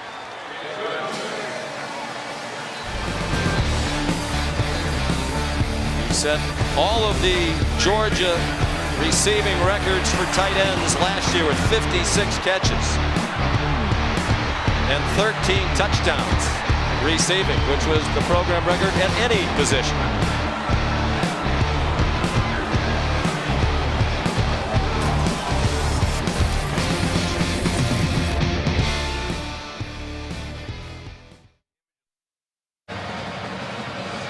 Welcome back to Columbia, South Carolina. Total domination again by Georgia, leading 31-0. Less than 2 minutes into the second half, and Podlesny's kickoff will be a touchback. Well, no mercy for the new safety, and B.J. Gibson. Now he's in here. When this safety comes up, he's got to have middle of the field, but the motion comes this way. He drifts with the motion. The play fake holds the linebackers, and the middle of the field opens wide open for Brock Bowers. New safety in the game, got himself out of position, then he missed a tackle at the end of the play. Todd Monken said, no mercy. New guy in, we're going after him. And Marshawn Lloyd blasted by Nolan Smith. That replay reminded me of one of my favorite, maybe my favorite college football announcing duo of all time, Keith Jackson and Frank Broyles. Frank Broyles used to say, Keith, where is the safety man? The safety man was not in the right place. And you feel for B.J. Gibson. He came here as a walk-on last year, transferred from Navy, but they are so decimated on defense that he's forced in there when he otherwise would not be playing in this game. Back shoulder throw and a catch. Spencer Rattler on target to Jalen Brooks. So if you're South Carolina here now, what are you trying to accomplish? Just get something you can take with you into the future? Fight, character, resiliency, and try to put some stuff together offensively. Your defense, they're not going to stop Georgia today. So offensively, you need to try to do some stuff to help them out. And there's their first third down conversion of the ball game. So that's a positive thing. You're looking for any positive, and you mentioned it. Shane Beamer, as positive of a guy as we're going to meet in college football. And he's not blowing smoke. I mean, he does have some talent on this team. They're going to continue to recruit and use the transfer portal, but they just don't have the depth to sustain some of the things they had to sustain coming into this game. Marshawn Lloyd shuffled ahead to the 42-yard line. Here's Molly. Time, Shane Beamer said our quarterback Spencer Rattler needs to be special in this second half. He's trying to do too much. He mentioned that interception. He said we're moving the ball, we're just not finishing drives. And I asked why wide receiver Antoine Wells hasn't seen more targets. He said it's not by design. Georgia's defense is just dictating where they're going. But his emphasis was all on Rattler needing to be better in this second half. That interception was a big play early in the game after they had moved well into Georgia territory. Well, interceptions and lack of success on third down, and then a failed fourth down. You know, and Georgia took advantage every time South Carolina didn't come through in those situations. Rattler a little gimpy getting up at the end of that play, threw that one away. Well, he's thrown 2 touchdowns and 4 interceptions so far as a Gamecock. He got hit at the end of the play by Dumas Johnson. When we talked to Spencer Rattler yesterday, and this goes back to Oklahoma, he said, I need to tighten up my decision making. That was a direct quote. There's no denying the talent. Made him the Heisman Trophy favorite. Sometimes the decision making isn't always as it should be. They threw a wheel route for Lloyd, but he's out of bounds. Well, again, pressure. Spencer Rattler had to throw this backing up off his back foot. Inside pressure right away by Dumas Johnson. No time for Spencer Rattler to set his feet and throw an accurate ball. Has to get rid of it and throws it out of bounds. Ty Kroger will punt. He missed most of the preseason with a foot injury. Fractured bone in his foot. Has punted well through their first 3 games. And the ball hit a Georgia player. Yeah. It was shoved into the ball, but it looked like McConkey got on it.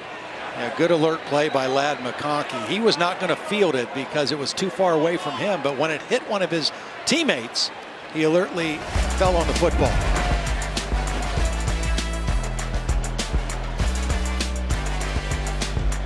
Georgia football. When we come back, they're up 31-0.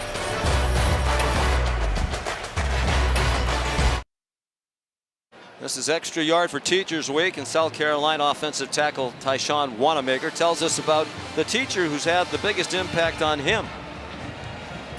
My name is Tyshawn Wanamaker. A teacher that impacted my life a lot was Alvin Ferguson. Back in high school, he helped me to understand more knowledge and just being a great guy all around. He cared about his students and he cared about what you did in class, not just doing it for a grade, and he wanted you to learn and know what to do and how to do it in his class, so I appreciate him.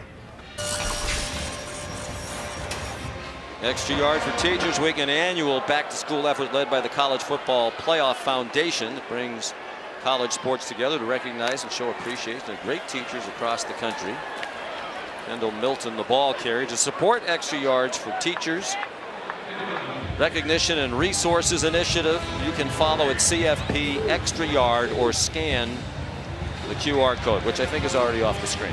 So if you didn't scan it, it's too late. But tune in again sometime down the road. You'll have another chance.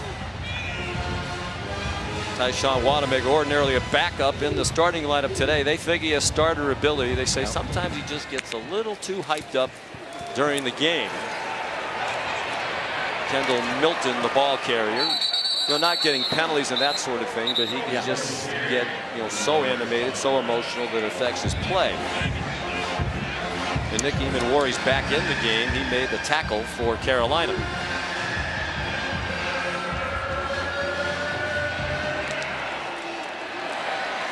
Good time in the game for Georgia to work more on that running game. Again, coming into the game, they've been doing everything so well, but only 129 yards per game rushing, throwing it really well. A lot of their perimeter throws, like runs.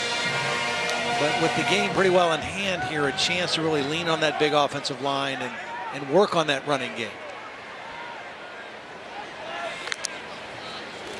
Stetson Bennett on 1st and 10. Sidesteps the rush of Sherrod Green and dumps it short. Nice catch by Milton. When we talk to the Georgia coaches, both Kirby and Todd Monken, one of the things, it's not a negative thing, but the thing they both said about Stetson Bennett, he just has to continue to play within himself. He's so smart, and sometimes he just tries to do everything that he can and change every play, does too much. A play like that, you can tell how comfortable he is. He just eludes the pressure, doesn't panic, and dumps it off for a short gain. Very comfortable. Dejon Edwards breaks free from a poor tackle and finally gets swung down by the true freshman Eamon-Warry, but it's a first down for Georgia out at the 47-yard line, a gain of 17. We've told Stetson Bennett's story, and it never gets old, but it's amazing. When we did this game last year, JT Daniels was the starting quarterback, threw for over 300 yards, looked really good. In fact, at one point, they took him out and they put Stetson Bennett in, and he promptly sailed a ball and threw an interception. And we both were wondering, why did they even change? Why did they change the rhythm of the game? In the game? It was going well with JT Daniels, but then Daniels got hurt again, and that opened the door for Stetson Bennett. He never looked back. No, he did not. He went 11-1 last season. The only loss was to Alabama in the SEC title game. There's another man running wide open. Kendall Milton tripped up, or that might have been a touchdown. It's Kawan Banks, another freshman, true freshman, into the secondary for Carolina. They have even more injuries out there today. again. These plays right in here, they get lost where the ball, nobody accounts for the back coming out of the backfield. The tight end is wide open, the back is open. Stetson Bennett just multiple opportunities of where he wanted to go with the football in that play, and takes the big play with Milton. Good for 35 yards. Edwards on a delay. Eamon Worry, another good tackle on the junior from Norman Park, Georgia. You know, we talked about last year. Stetson Bennett not only went 11-1 as a starter, avenged the loss to Alabama with an MVP performance in the title game, national championship game against the Tide. Now he shows his running skills and weaves into the end zone. Not sure I'd want the quarterback running with a 31-0 lead, but it all works. This is an 11-yard touchdown run. I was going to finish by saying they went 8-0 in the SEC with Bennett last year in the regular season. First time they've been undefeated in conference play since 1982. And this was the biggest difference between he and JT Daniels, was his ability to make plays with his feet. Just eludes a defender right there at the point of attack. Very quick feet. He's got good speed. He doesn't run it a lot, but when he does run it, he's very effective. Jack Podlesny for the extra point. And it's 38-0, just more than midway through the third quarter. Another rock-solid day for Bennett, emerging an even bigger Heisman candidate.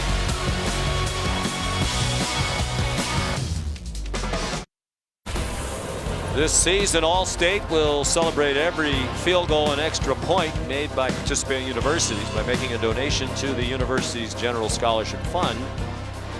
Thank you, All-State. Jack Podlesny helping the All-State cause today.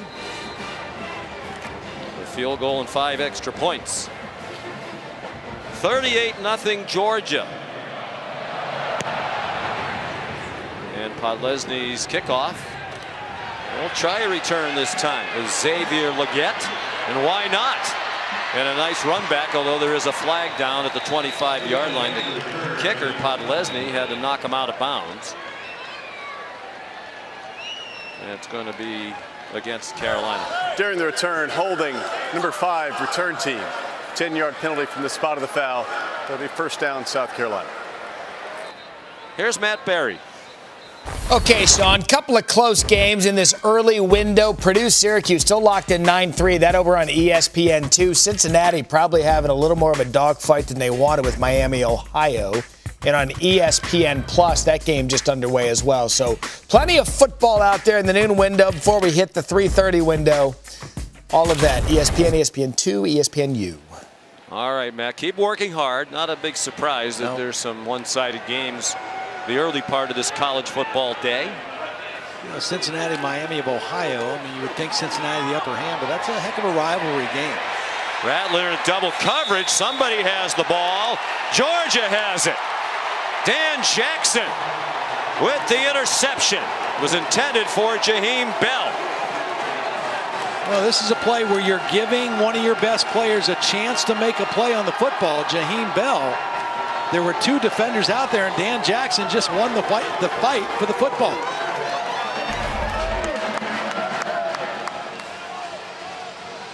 You know, you say, why throw that into that coverage? But Raheem is a much bigger target at 6'3", 232. Dan Jackson, 6'1", 190. But the defensive back went out and outfought him for the football. His first career interception as the turnover shoulder pads on. Out of Gainesville, Georgia. Carson Beck is going to come in to play quarterback now. The day is likely over for Stetson Bennett. We saw Beck in the opener against Oregon, sophomore from Jacksonville. Yeah, and he played most of the second half last week also, so he's getting some good reps, live reps. They're going to let him throw. He's a great throw. He's going to take no time to get loose, and they throw a flag for pass interference. Dylan Bell with fellow true freshman Kawan Banks in coverage. And stop us if you've heard this before. Bell was a highly recruited true freshman who is playing at Georgia. Here you see the tug on the back of the jersey, impeding the receiver from going for the ball and making a play. The referee right there did not see the backhand on the jersey. That's why it was called from the side. Defense, 15-yard penalty from the previous spot, includes an automatic first down.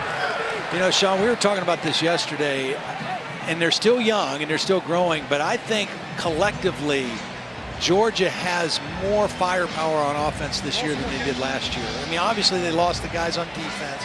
They lost 2 really good running backs. One of their top receivers transferred to Alabama. But they've got so many good young receivers coming up and playing now. They've got a healthy Darnell Washington along with Brock Bowers, Stetson Bennett, 3 years in the offense. Branson Robinson, another true freshman. Branson Robinson dragged out of bounds near the first down marker. True freshman from Canton, Mississippi, getting his 6th carry as a Georgia Bulldogs. He had 3 last week against Samford. They just keep rolling in great talent. Yeah, they have become like Alabama. I mean, they're very similar. You know, Kirby was there. That's where he learned the model, playing, coaching for Nick Saban, the defensive coordinator there for many years. And when he got here, he kind of built with the same blueprint and recruiting relentlessly. And Georgia's a great recruiting state, lots of high school talent. And they have recruited at the top of the heap here for the last 4 or 5 years. Play action pass by Beck, has a man wide open, and it's a touchdown. Oscar Delp, true freshman with his first catch. One of the top high school recruits in the country out of Cumming, Georgia. Number 96 for Georgia's reporting is player 45. And he'll always remember his first reception. It wound up in the end zone, a 28-yard score. Just a little bit of hesitancy by the linebacker, Donovan Westmoreland, was all that Delp needed. Nice little combination route between the tight end and the receiver. Dylan Bell, who you were talking about earlier, and Carson Beck found the right guy. Talk about recruiting as the extra point's good. Oscar Delp, number 12 overall in the ESPN 300 out of high school, the 12th prospect at any position in the country. A little combination route. He's coming in, he's going out, and this linebacker right here is just going to freeze for a half a second. And that little bit of hesitation is all Delp needed to run by him. It's man coverage. He who hesitates is lost. And Carson Beck throws a touchdown. His 2nd of the season. It's 45-0 with 6 minutes to go in the 3rd quarter.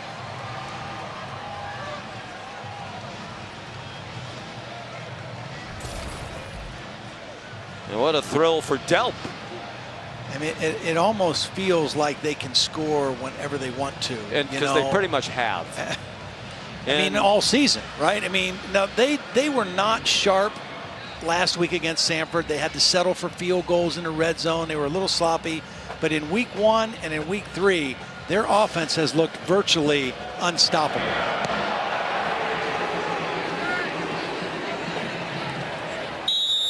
Lesney's kickoff is a touchback again. Only tried to return 1. Time for the Aflac trivia question. We want to know who holds the Georgia single game record for most sacks by a defensive back. I know this one. I do too. We'll give a clue. I think every Georgia fan probably is anticipating the answer. He's in the stadium here today. Yeah. Here's another clue. It was in his college debut, I think. Really? I think it was in his first game playing. Now I know you cheated. As a Georgia Bulldog. I know why you were academic All-American at Penn State. Great preparation for the quiz questions. Rattler's throw caught by Leggett. The answer is Kirby Smart, and you are correct. It was in 1995, right here in Williams-Brice Stadium. His first college game, 3 sacks and a 42-23 Georgia win. And that was before South Carolina was in the SEC. Obviously, they weren't SEC East rivals, but they played against each other a lot. Here's a look back. to that magnificent performance. The video was a little different back then. Kirby's teams were 3-1 against South Carolina. 2 years after this, he had 2 interceptions against the Gamecocks. Kirby was an outstanding player and an outstanding scholar athlete as well. He was a 4-year letter winner for the great Jim Donnan. First team All-SEC and team captain in '98 as a senior. 13 career interceptions. And 4 times academic All-SEC, all 4 years. Christian Beal Smith, the ball carrier.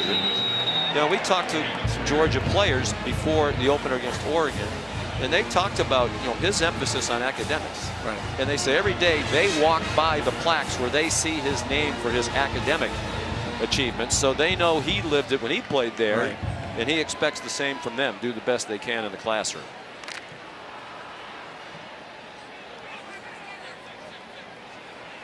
Pretty good defensive backfield when he played. Champ Bailey wasn't bad. Not too bad. And now what a coach. He remains very close to his coach, Jim Donnan, who still lives in Athens. Comes to a lot of practices. Christian Beal Smith stacked up. Kirby's one of 11 head coaches leading the football program at his alma mater. It's a Georgia family. His wife, Mary Beth, was a 2-year starter on the basketball team for UGA. And I was not surprised, Todd, nor were you, that when they ran off at the half with a 24-0 lead and Molly asked him his biggest takeaways of the half, he focused on 2 negatives. Yeah. Well, I think Glenn Schumann, the defensive coordinator, summed it up for us yesterday. They are not going to lower their standard for anything. I mean, it doesn't matter who they're playing, what the opponent, how the game's going. They have a standard that they want to play to that's pretty high. Spencer Rattler takes off. Dives forward. He's about a yard short of the first down at the 44-yard line.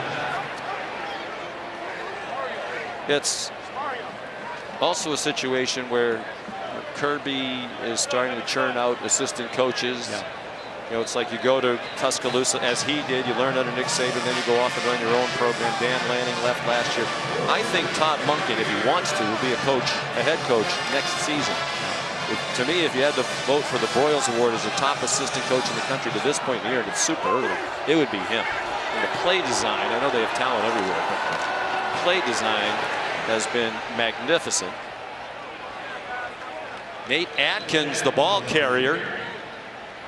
And Kirby doesn't like the spot. They're going to give them the first down.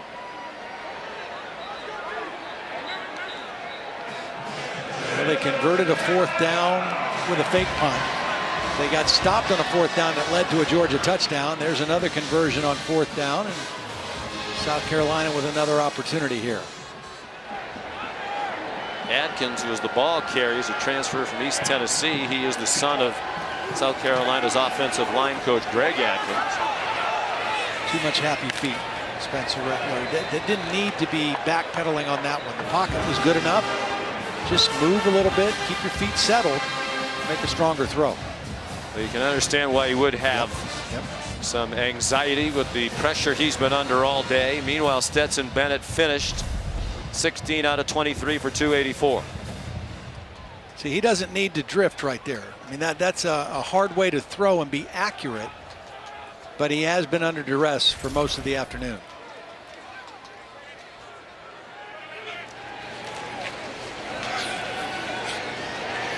Juju McDowell shoved out of bounds by Smile Munden, but a nice play for the Gamecocks. They're back into Georgia territory at the 48-yard line. With 3rd down and 3 upcoming, under 2 minutes to go in the 3rd quarter.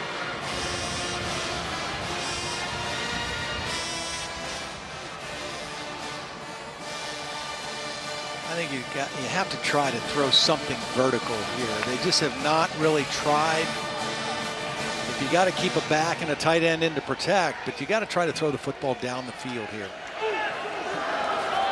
Pitched back to Juju McDowell. And he's ripped down by M.J. Sherman. Another backup deep down the depth chart. Getting a chance to play, junior from Baltimore. And we talked in the opener, if you're wondering how can this defense that lost all those players, 8 draft picks, 5 in the first round, be like this to start the year? It's because of situations like this. They play a lot of players. Yep. And the new guys who are stepping in have played downs in the previous year or 2 or 3. And not just in mop-up time. I mean, in real games when the game is on the line, they just substitute a lot anyway. Yeah, they're out there against South Carolina's first-string offense. All kinds of flags down. Rattler running for his life.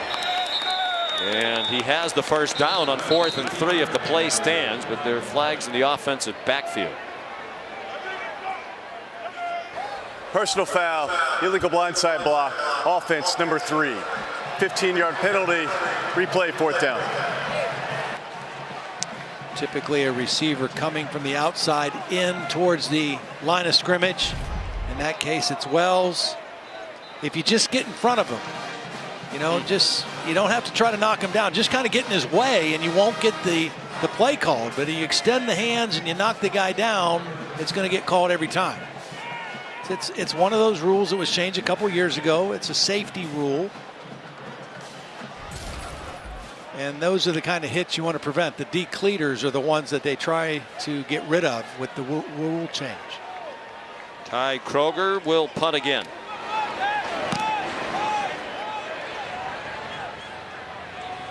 And it bounces down inside the 10-yard line. A low driving kick that's pretty effective. He's a good punter. 54 yards on that one. Our SEC lineup of games continues tonight. Mississippi State at LSU. That's at 6. And then at 9, number 13, Miami. Big test for Mario Cristobal and that new staff. We'll see how Texas A&M responds after getting upset at home by Appalachian State. I'm excited to watch Tyler Van Dyke play, the quarterback from Miami. He's one of the top guys that I think coming back this year played really well last year for Miami. Now the new coaching staff, new regime, and they had a quarterback to build around, and kind of reminiscent of some of the older days when Miami had those great quarterbacks rolling through the U. Branson Robinson stopped and taken back by Nick Eamon-Wari. And we're down to the final half minute of the 3rd quarter. Stetson Bennett and the Dogs back home between the hedges next week for Kent State. And then they'll head back into SEC play until they finish the regular season with their non-conference annual rivalry game against Georgia Tech. Their conference schedule is quite favorable. We'll chronicle that during the 4th quarter. Hard to see a loss anytime soon on that schedule. 45-0 for the #1 team in the country.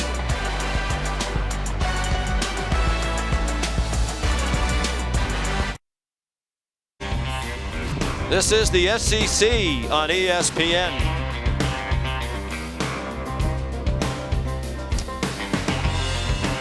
As we look at our SEC Spotlight, brought to you by T-Mobile, there are 8 conference teams in the AP Top 25 this week. South Carolina playing a top 10 team for the 2nd week in a row. They played at Arkansas last week. They're getting annihilated here by Georgia. It might be the most lopsided final score in series history if it stays this way. Carson Beck showing he can run as well. And he gallops out near the 40-yard line. O'Donnell Fortune made the tackle.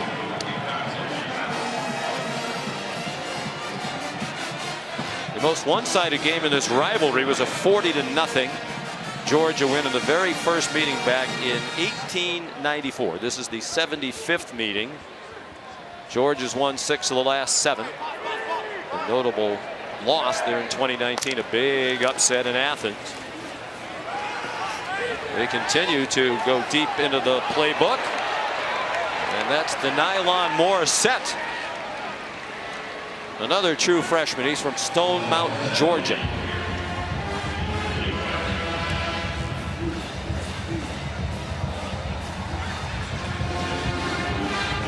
And they're going in a hurry. Branson Robinson for the first down. Tackled by Zach Pickens, who's still in there. Nose tackle for South Carolina. Thought about turning pro at the end of last year. He came back for his senior year. Said in part because he wanted to earn a degree. Matter of fact, his mom insisted on it. Working in sport management. And he has an interesting internship right now. Yeah. 3 or 4 days during the week, he goes down the street to Blythewood to help coach their football team. South Carolina practices in the morning, so he gets over there in the afternoon with the high school team when he can. Catch in the flat, made by Oscar Delp. Eamon Warry made the tackle. I mean, Georgia's team out there right now looks like the Under Armour All-American game from last year. Highly recruited freshmen all over the field.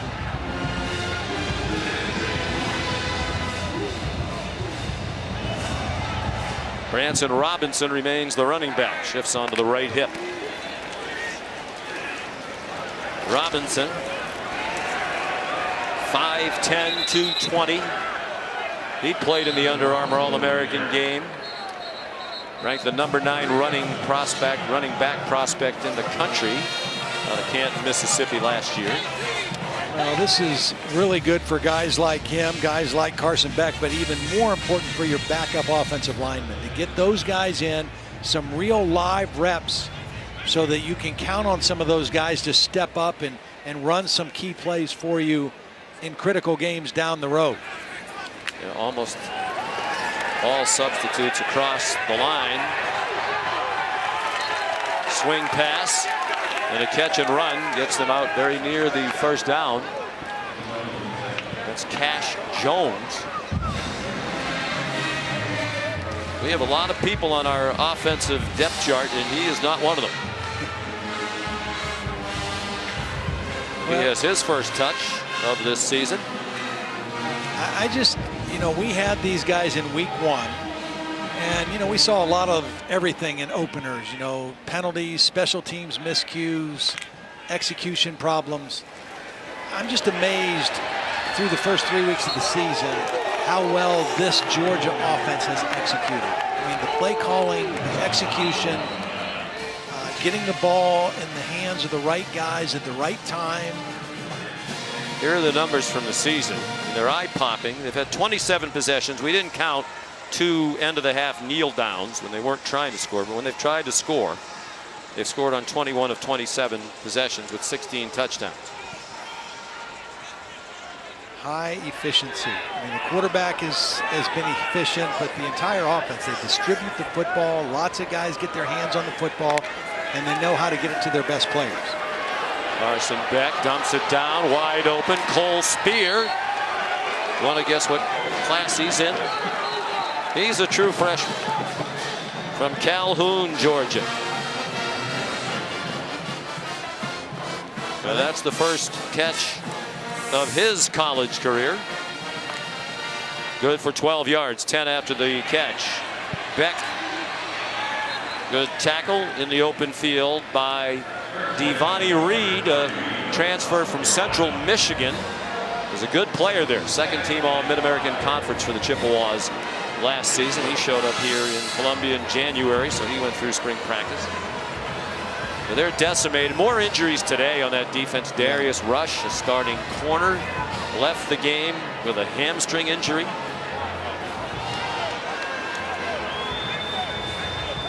I think that's going to be the question going forward for South Carolina. Will they have enough capable, healthy bodies to be competitive in the Southeastern Conference? They have 12 guys in the field right now. That's one way to do it. South Carolina has called their first time out of the half.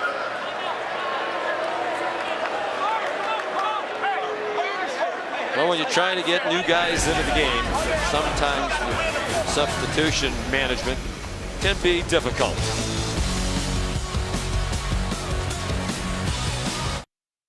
South Carolina defensive coordinator Clayton White knew he had his hands full today with this Georgia team. We visited him with yesterday. He said earlier this week, one night, he kept waking up in the middle of the night. He texted himself. He'd wake up and think about, well, we need to do this, we need to do that. He texted himself 11 times between 3:30 and 5 in the morning. Not surprisingly, at one point, his wife asked, "Who are you texting at this hour tonight?" And he texted, "Myself," was his answer. A good coach. It hasn't been a great day, obviously, but they're playing a juggernaut right now. Georgia gets quickly over the ball out of the timeout. It got pitched forward to Cash Jones, and he's down at the 3-yard line. Molly? Well, thinking about stopping Stetson Bennett and this Georgia offense kept him up all night, and he has a sleep number bed, and he sent me his stats. On Sunday night, when he was first thinking about Georgia, his sleep score was 54. An optimal score is 91. He spent almost 2 hours of restless sleep. And then later in the week, his sleep slowly started to improve. Tuesday night, a 61, and then he said his best night of sleep this entire week was last night. The haze in the barn, he was in the group hotel, and he said he only woke up and texted himself once last night. There'll be a lot of sleepless nights for coaches getting ready to face the Georgia Bulldogs. Clayton White did such a great job here, big part of their success last year. 2 years ago, when they were 2-8 before this staff arrived, they gave up 36 points per game. Last year, it was down to 24, 12-point per game improvement. They went from 105th in the country in scoring defense before they got here to 46th last year. He's a very highly regarded coach. And one of the things they did really well last year was they took the ball away. They had 24 takeaways, 15 interceptions. Torian Gray, as their defensive back coach, was a great player and coach at Virginia Tech. And they've only had 1 takeaway so far this year in 3 games. So that'll have to change. Yep. Devontae Reed, another injured starter in the secondary for Carolina. Back line of the end zone. And I think the ball came out. The nylon. Morissette, immediately one of my favorite names in college football. That was a perfect throw by Carson Beck. I mean, he throws it to the back of the end zone. Either your guy gets it or nobody. 2 hands on the ball, just isn't able to bring it in. That's perfect placement of the football. Clayton says, finally, keep him out of the end zone. We got the stop. Podlesny might be leg weary, so they're going to give Jared Zirkle, the backup kicker, a shot at it. Redshirt sophomore, Kerrville, Texas. 21-yard try. And is there anything that doesn't work for the Georgia Bulldogs these days? 48-0. Just under 9 minutes to go here at rapidly emptying Williams-Brice Stadium. ESPN College Football is presented by Marathon. Get the most out of your drive. A big day for Brock Bowers. This the long touchdown, 78 yards, his 3rd touchdown of the day. Todd Monken called the play and worked to perfection. He knows how fortunate he is to have the tight end group that he has. 3 touchdowns. He also had 3 in a game last year against Vanderbilt. 6 games of multiple touchdowns from scrimmage since the start of last season is 2 more than any other tight end in the country since the beginning of last year when he broke in as a freshman. Wound up being the Freshman Player of the Year by the Football Writers Association of America at any position. He was the Freshman of the Year on offense in the SEC. Jared Zirkle kicked touchbacks as well. Let's take a look at today's road test, brought to you by Goodyear. We mentioned the schedule. They move back into conference in 2 weeks at Missouri. Big favorite to win that. Also at home against Auburn. That number seems high. Vanderbilt almost a lock. They have Florida between the hedges and Tennessee. That's a good team. At Mississippi State, looking at the FPI, looks like their toughest test right now. That obviously they can change. But no Alabama, no Arkansas, no Ole Miss, no Texas A&M, no LSU. They better not look past the Kent State Golden Flashes, though, next week. Luke Doty is in at quarterback. He dumped it off for Marion Brown, who then delivered a little stiff arm at the end of the play to Dan Jackson. Do you think they're, I mean, obviously, I just 70% plus to win every one of those games? Yeah, I say that about Kent. I have a nephew that is a backup tight end for the Flashes. Well, go ahead. Forward to his trip. What's his name? Hayden Junker, the junk man. Be making that trip down to Athens next week. But yeah, I mean, you look at the way they're playing right now, the depth they have, the talent, and that schedule. I mean, I don't see a loss. I mean, obviously, the game with Florida every year in Jacksonville is a challenge. And I think the road game at Kentucky, I think Kentucky is a pretty good football team. They're well coached by Mark Stoops. They'll get their running back, Rodriguez, back in October. But they're still they're just head and shoulders above everybody right now on that side of the league. Tennessee, we saw them last week. They're better, right? They've got weapons. Josh Heupel just signing a new big extension for his contract. Well, they like what he's doing in Knoxville. Must have been all the nice things you said about him last weekend on our telecast. Here's Doty, who was the projected starter in the offseason before Spencer Rattler transferred in here. He would have been the starter at Georgia last year, but he was injured.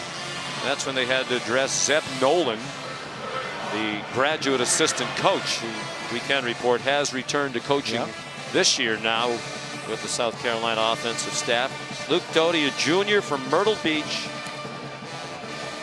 2-4 as the starting quarterback. He's appeared in 13 career games. He was 2-2 as their starter last year. There'll be 4 different starting quarterbacks with whom they won a game, which is a remarkable note. No doubt. He's more of a dual threat guy, you know, and then he had that foot injury last year, which really curtailed his season. But he is he's a good runner as well, as we've already seen on this possession. And I believe I said they have Florida between the hedges. Of course, they play Jacksonville. Right, Jacksonville. We've done that game before, the cocktail party. I don't know if we're allowed to call that still, but we just did, so there you go. Juju McDowell got spun around. He's inside the 30. I guess the only mystery left is, will South Carolina score the first touchdown given up by Georgia's defense this year? They scored the first touchdown against the defense last year. I think the center snapped it before everybody else was ready. It's Eric Douglas, the starting center, still in there. They caught Doty by surprise. And now they're going to chat about it. Caught everybody by surprise.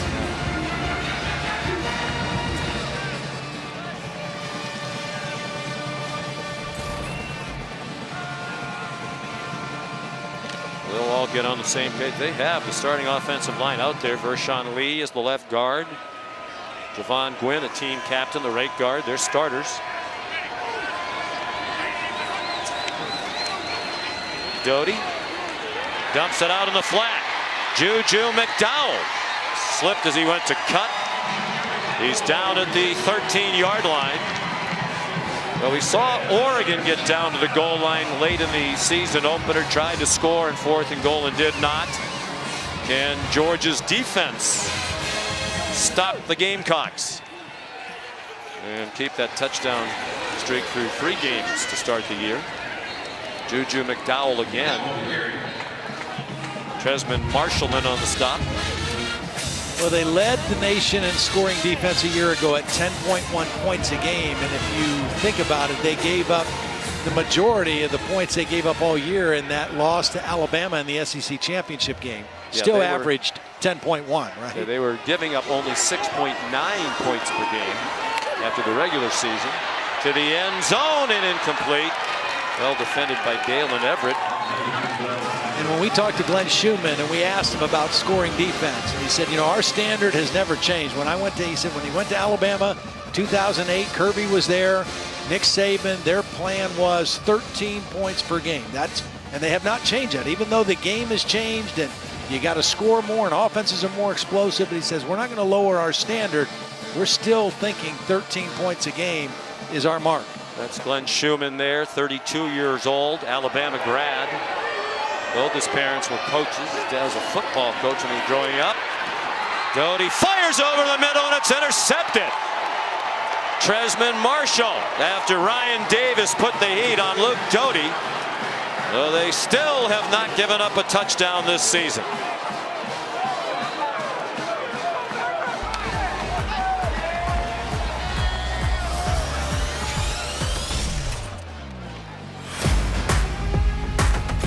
Pressure right up the middle by Davis. And a great catch by the junior from Homerville, Georgia.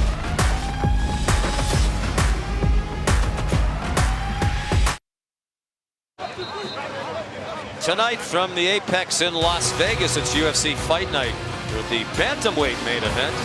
Corey Sandhagen squares off against Song Yadong. Prelims start at 4 Eastern, followed by the main card at 7 Eastern ESPN Plus. To get, go to ESPNplus.com or download the ESPN app. What do you like in that one, Sam? Well, I'll ask you in a minute. We have to go back to the interception. Thank you. You're welcome. A couple older linebackers in there as backups. This is Ryan Davis. He's going to put the pressure on. Tresman Marshall is going to kind of drift in here and kind of a hold defender. Read the eyes of the quarterback and get the interception. That was the hardest hit position for Georgia by the draft and graduation. The inside linebacker position. Smile Munden and Jamin Dumas-Johnson, the starters. Backups now, Tresman Marshall and Ryan Davis, it's combined for a great play there. They have their third quarterback in, Brock Vandegrift, redshirt freshman, Bogart, Georgia. Here's the great Matt Berry. McDonough, I've been sitting on this cut-in specifically for you. So after Rondé Gatson put Syracuse up after the 2-point conversion and a touchdown, the Cuse defense does this. Pick 6, now up 25-15 midway through the fourth. Just put them in the college football playoff right now. Big year for Dino Babers. They needed to have a good season. It looks like they might. Vandegrift's pass is batted down in the middle of the defensive line by T.J. Sanders, a redshirt freshman. So who do you like tonight in the UFC Fight Night from the Apex? 4 Eastern time, the prelims start. ESPN Plus, Corey Sandhagen or Song Yadong? Corey. Don't just Corey. Whatever. Sandhagen.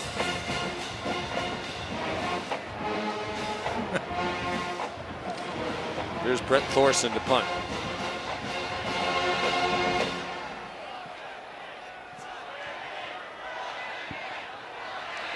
Here's Brett Thorson to punt. Wow. Oh my goodness. Towering and long for the Australian. Talked to the run back by Josh Vann. We talked to Kirby before the season started. He said, yeah, everybody else has an Australian punter. We figure we might as well get one too. 56-yard punt and a 21-yard return by Vann.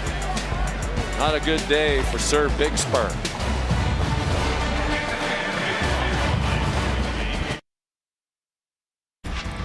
Here's a look at today's college football rankings brought to you by Allstate. Georgia #1 coming in. You think they've done enough today, Todd? To stay #1? I think so. Alabama has UL Monroe on the SEC Network coming up in less than an hour. Complete domination by the defending national champs here today. On first down, Luke Doty keeps, runs for almost 10. They have Dante Miller in at running back now. He is a transfer from Columbia. So he went from Columbia University to Columbia, South Carolina. Terrific player for the Lions. He's a walk-on graduate transfer known as Little Turbo for his explosive speed. Rushed for 1,281 career yards at Columbia, 9th in the history of their program. And he'll get the carry, his 3rd as a Gamecock. Xavier Sorey made the tackle. And we're down under 2.5 minutes to go. What is the prognosis think for South Carolina going forward? Well, they've got to get some guys back. Now, health-wise, obviously 2 of the guys they lost last week were ACL injuries. They're done for the year, but they can get some other guys back. They've got 2 games, winnable games, Charlotte, South Carolina State next on their schedule before they get back into SEC play. So they can get healthy and they can get back on the right track winning-wise in the next couple weeks. How about that run after the catch by Jalen Brooks? He's another transfer out of Tarleton State. he's talented. I'm telling you, they've got some talented wideouts. They didn't make a big difference at all today, but down the stretch, they've got some guys who can make plays. Trying to score the first touchdown against Georgia this year. DeCarrion Joyner got walloped by David Daniel Sisavon, the sophomore.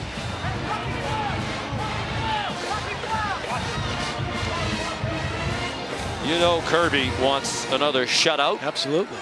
Back-to-back, they blanked Samford last week 33-0. So do the starters. You know, they don't want their backups in the game giving up a touchdown now either. Well, the Gamecocks were down here last time.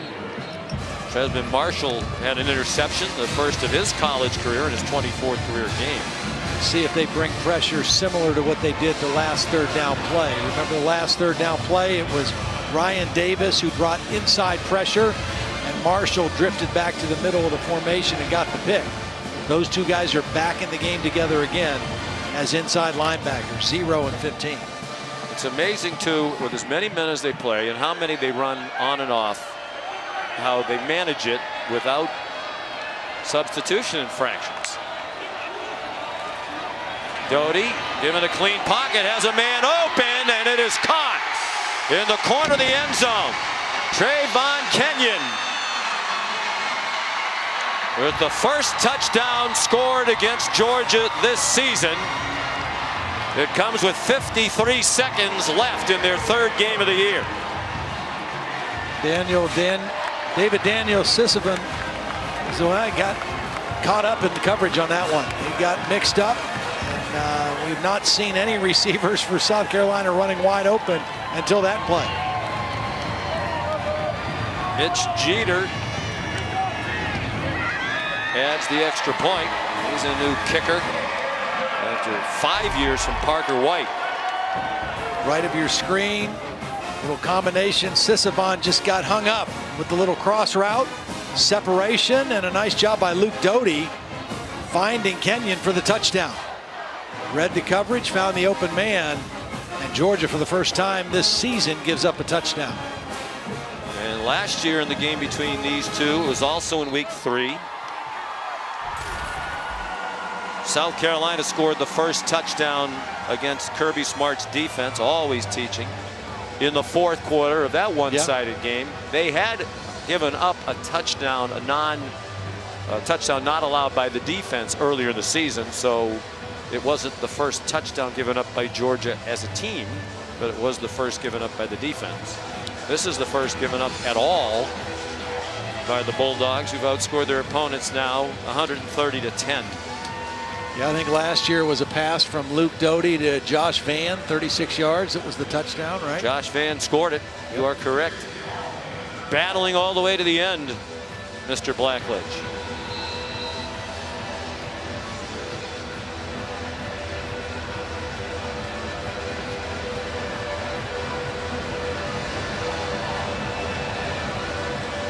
Well, here's the kickoff from Jeter. Has a very strong leg. He's already kicked 2 50-yard field goals. That was in his first game. And his kickoff is a touchback. It's also almost a scratch golfer, we're told. Well, here's the lineup. It's still the lineup. Mississippi State's at LSU, and Miami is at Texas A&M. Are they really going to play in 3 hours? One at 6, one at 9. Yeah. Tell you that Mississippi State game, LSU, will be a fun game. Mississippi State, I think Mike Leach has got a good football team this year. He's got a quarterback, Will Rogers. Not many people talk about him, but he's not a one bad of the word better said players. about him, Will Rogers, though.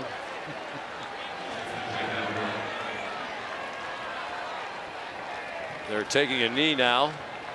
Well, this will be the most lopsided final score in the 75 meetings between these two border rivals. And how about that number for Stetson Bennett, the first FBS player to open the season with 3 games in a row with at least 250 passing yards and a rushing touchdown. He is vaulting up the Heisman Trophy conversation. Veteran leader of this team will be 25 next month. Kirby Smart, Shane Beamer. Shane spent 2 years in Athens on Kirby's staff. Another very impressive performance just about all the way around. Let's see if we can find some positives, Molly. Coach, dominant in your first SEC road test. What impressed you most today? Well, I thought the way we came out meant a lot to the players. Great atmosphere. We talked about all week playing the guys within the lines, not the guys outside the lines. I thought we started fast. Your backups were in, but your defense finally gave up a touchdown. How much did that upset your starters? Well, I think they want those guys to learn, and we're big on playing guys. We were playing some guys as early as the second series of the second half that can get experience for us. It's unfortunate, but the ones know they didn't get scored on, so the big deal for them is to keep trying to fight to do that. Your players have said the expectation is to give up 0 points. What does that say about the standard here at Georgia? That standard was created by a group last year, the group a couple years ago. When you have a great standard, guys want to play to it, and you have an expectation. Our guys work really hard during the week. I'm really proud of how they prepare offense, defense, and special teams. You said this team hasn't been tested yet coming into today. How do you continue to improve despite being faced with a lot of adversity so far? You practice really, really hard, and you find out who's willing to do that, and you don't listen to what other people say about you. All right, congratulations on the win, Coach. Thank you. Sean. They are rolling. Looking very much like the best team in the country.